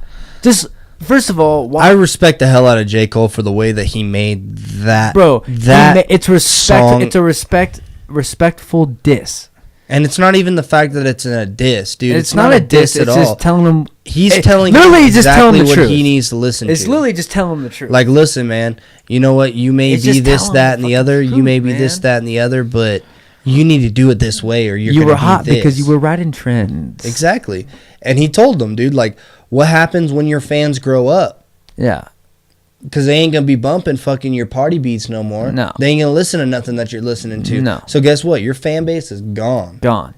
So you need to mature with your fan. Like how Kendrick is doing it, how J. Cole is doing it, how these dudes are doing it. Logic is doing it. Like how they're doing what they're doing it in a strategic way to keep the fan base that they have. Well, it's not even the way they're doing it. It's just they're also fucking good. Well, they're good. They're fucking good. But they're staying with the fan base as they get older. Like, think about it. From Section 80 to Good Kid, Mad City to Pimp a Butterfly to Damn. Of course. The way that he's evolutionized his music to stay with the genre from 18 to 35. Like, he's done that. Like J. Cole, think about it. From the warm up to fucking, Forest Hill Drive to fucking what he's made now to what he's about to drop. Like he's kept that 18 to 35. No, you're 100% right. You know what I mean? Like you have to do that. I never even thought about it that way, but you're right. Like, you have to be able to appeal to a wide range of age group. Like you have to be able to still appeal with the people that are coming into the rap industry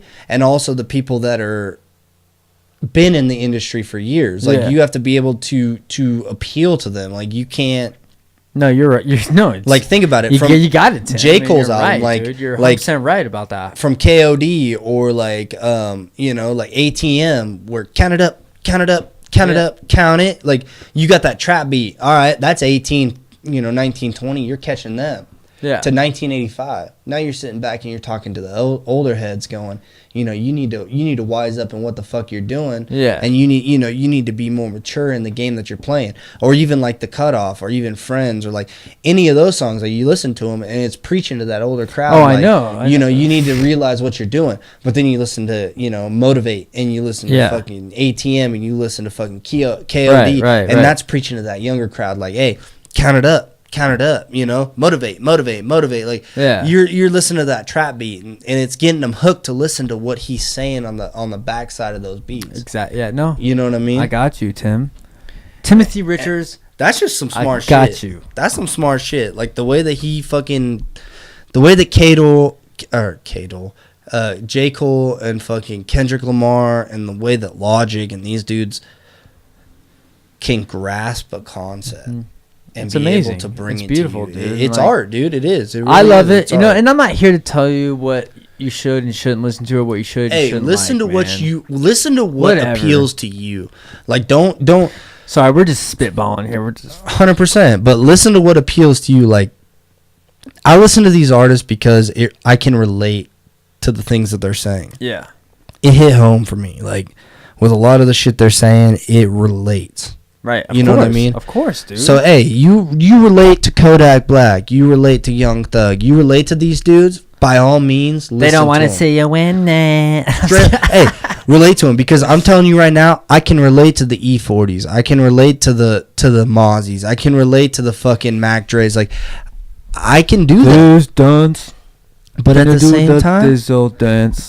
same time, man, like these Atlanta rappers, these Florida rappers, if you're from that area and you can relate to what they're saying, relate, But I can relate to the shit that the dudes that I listen to. Absolutely, dude. That's just the way it is. Absolutely. Tim, I want to show you this. So I got this Macadelic. So this computer I'm using here, I think I got this in 10th grade. Ooh-wee.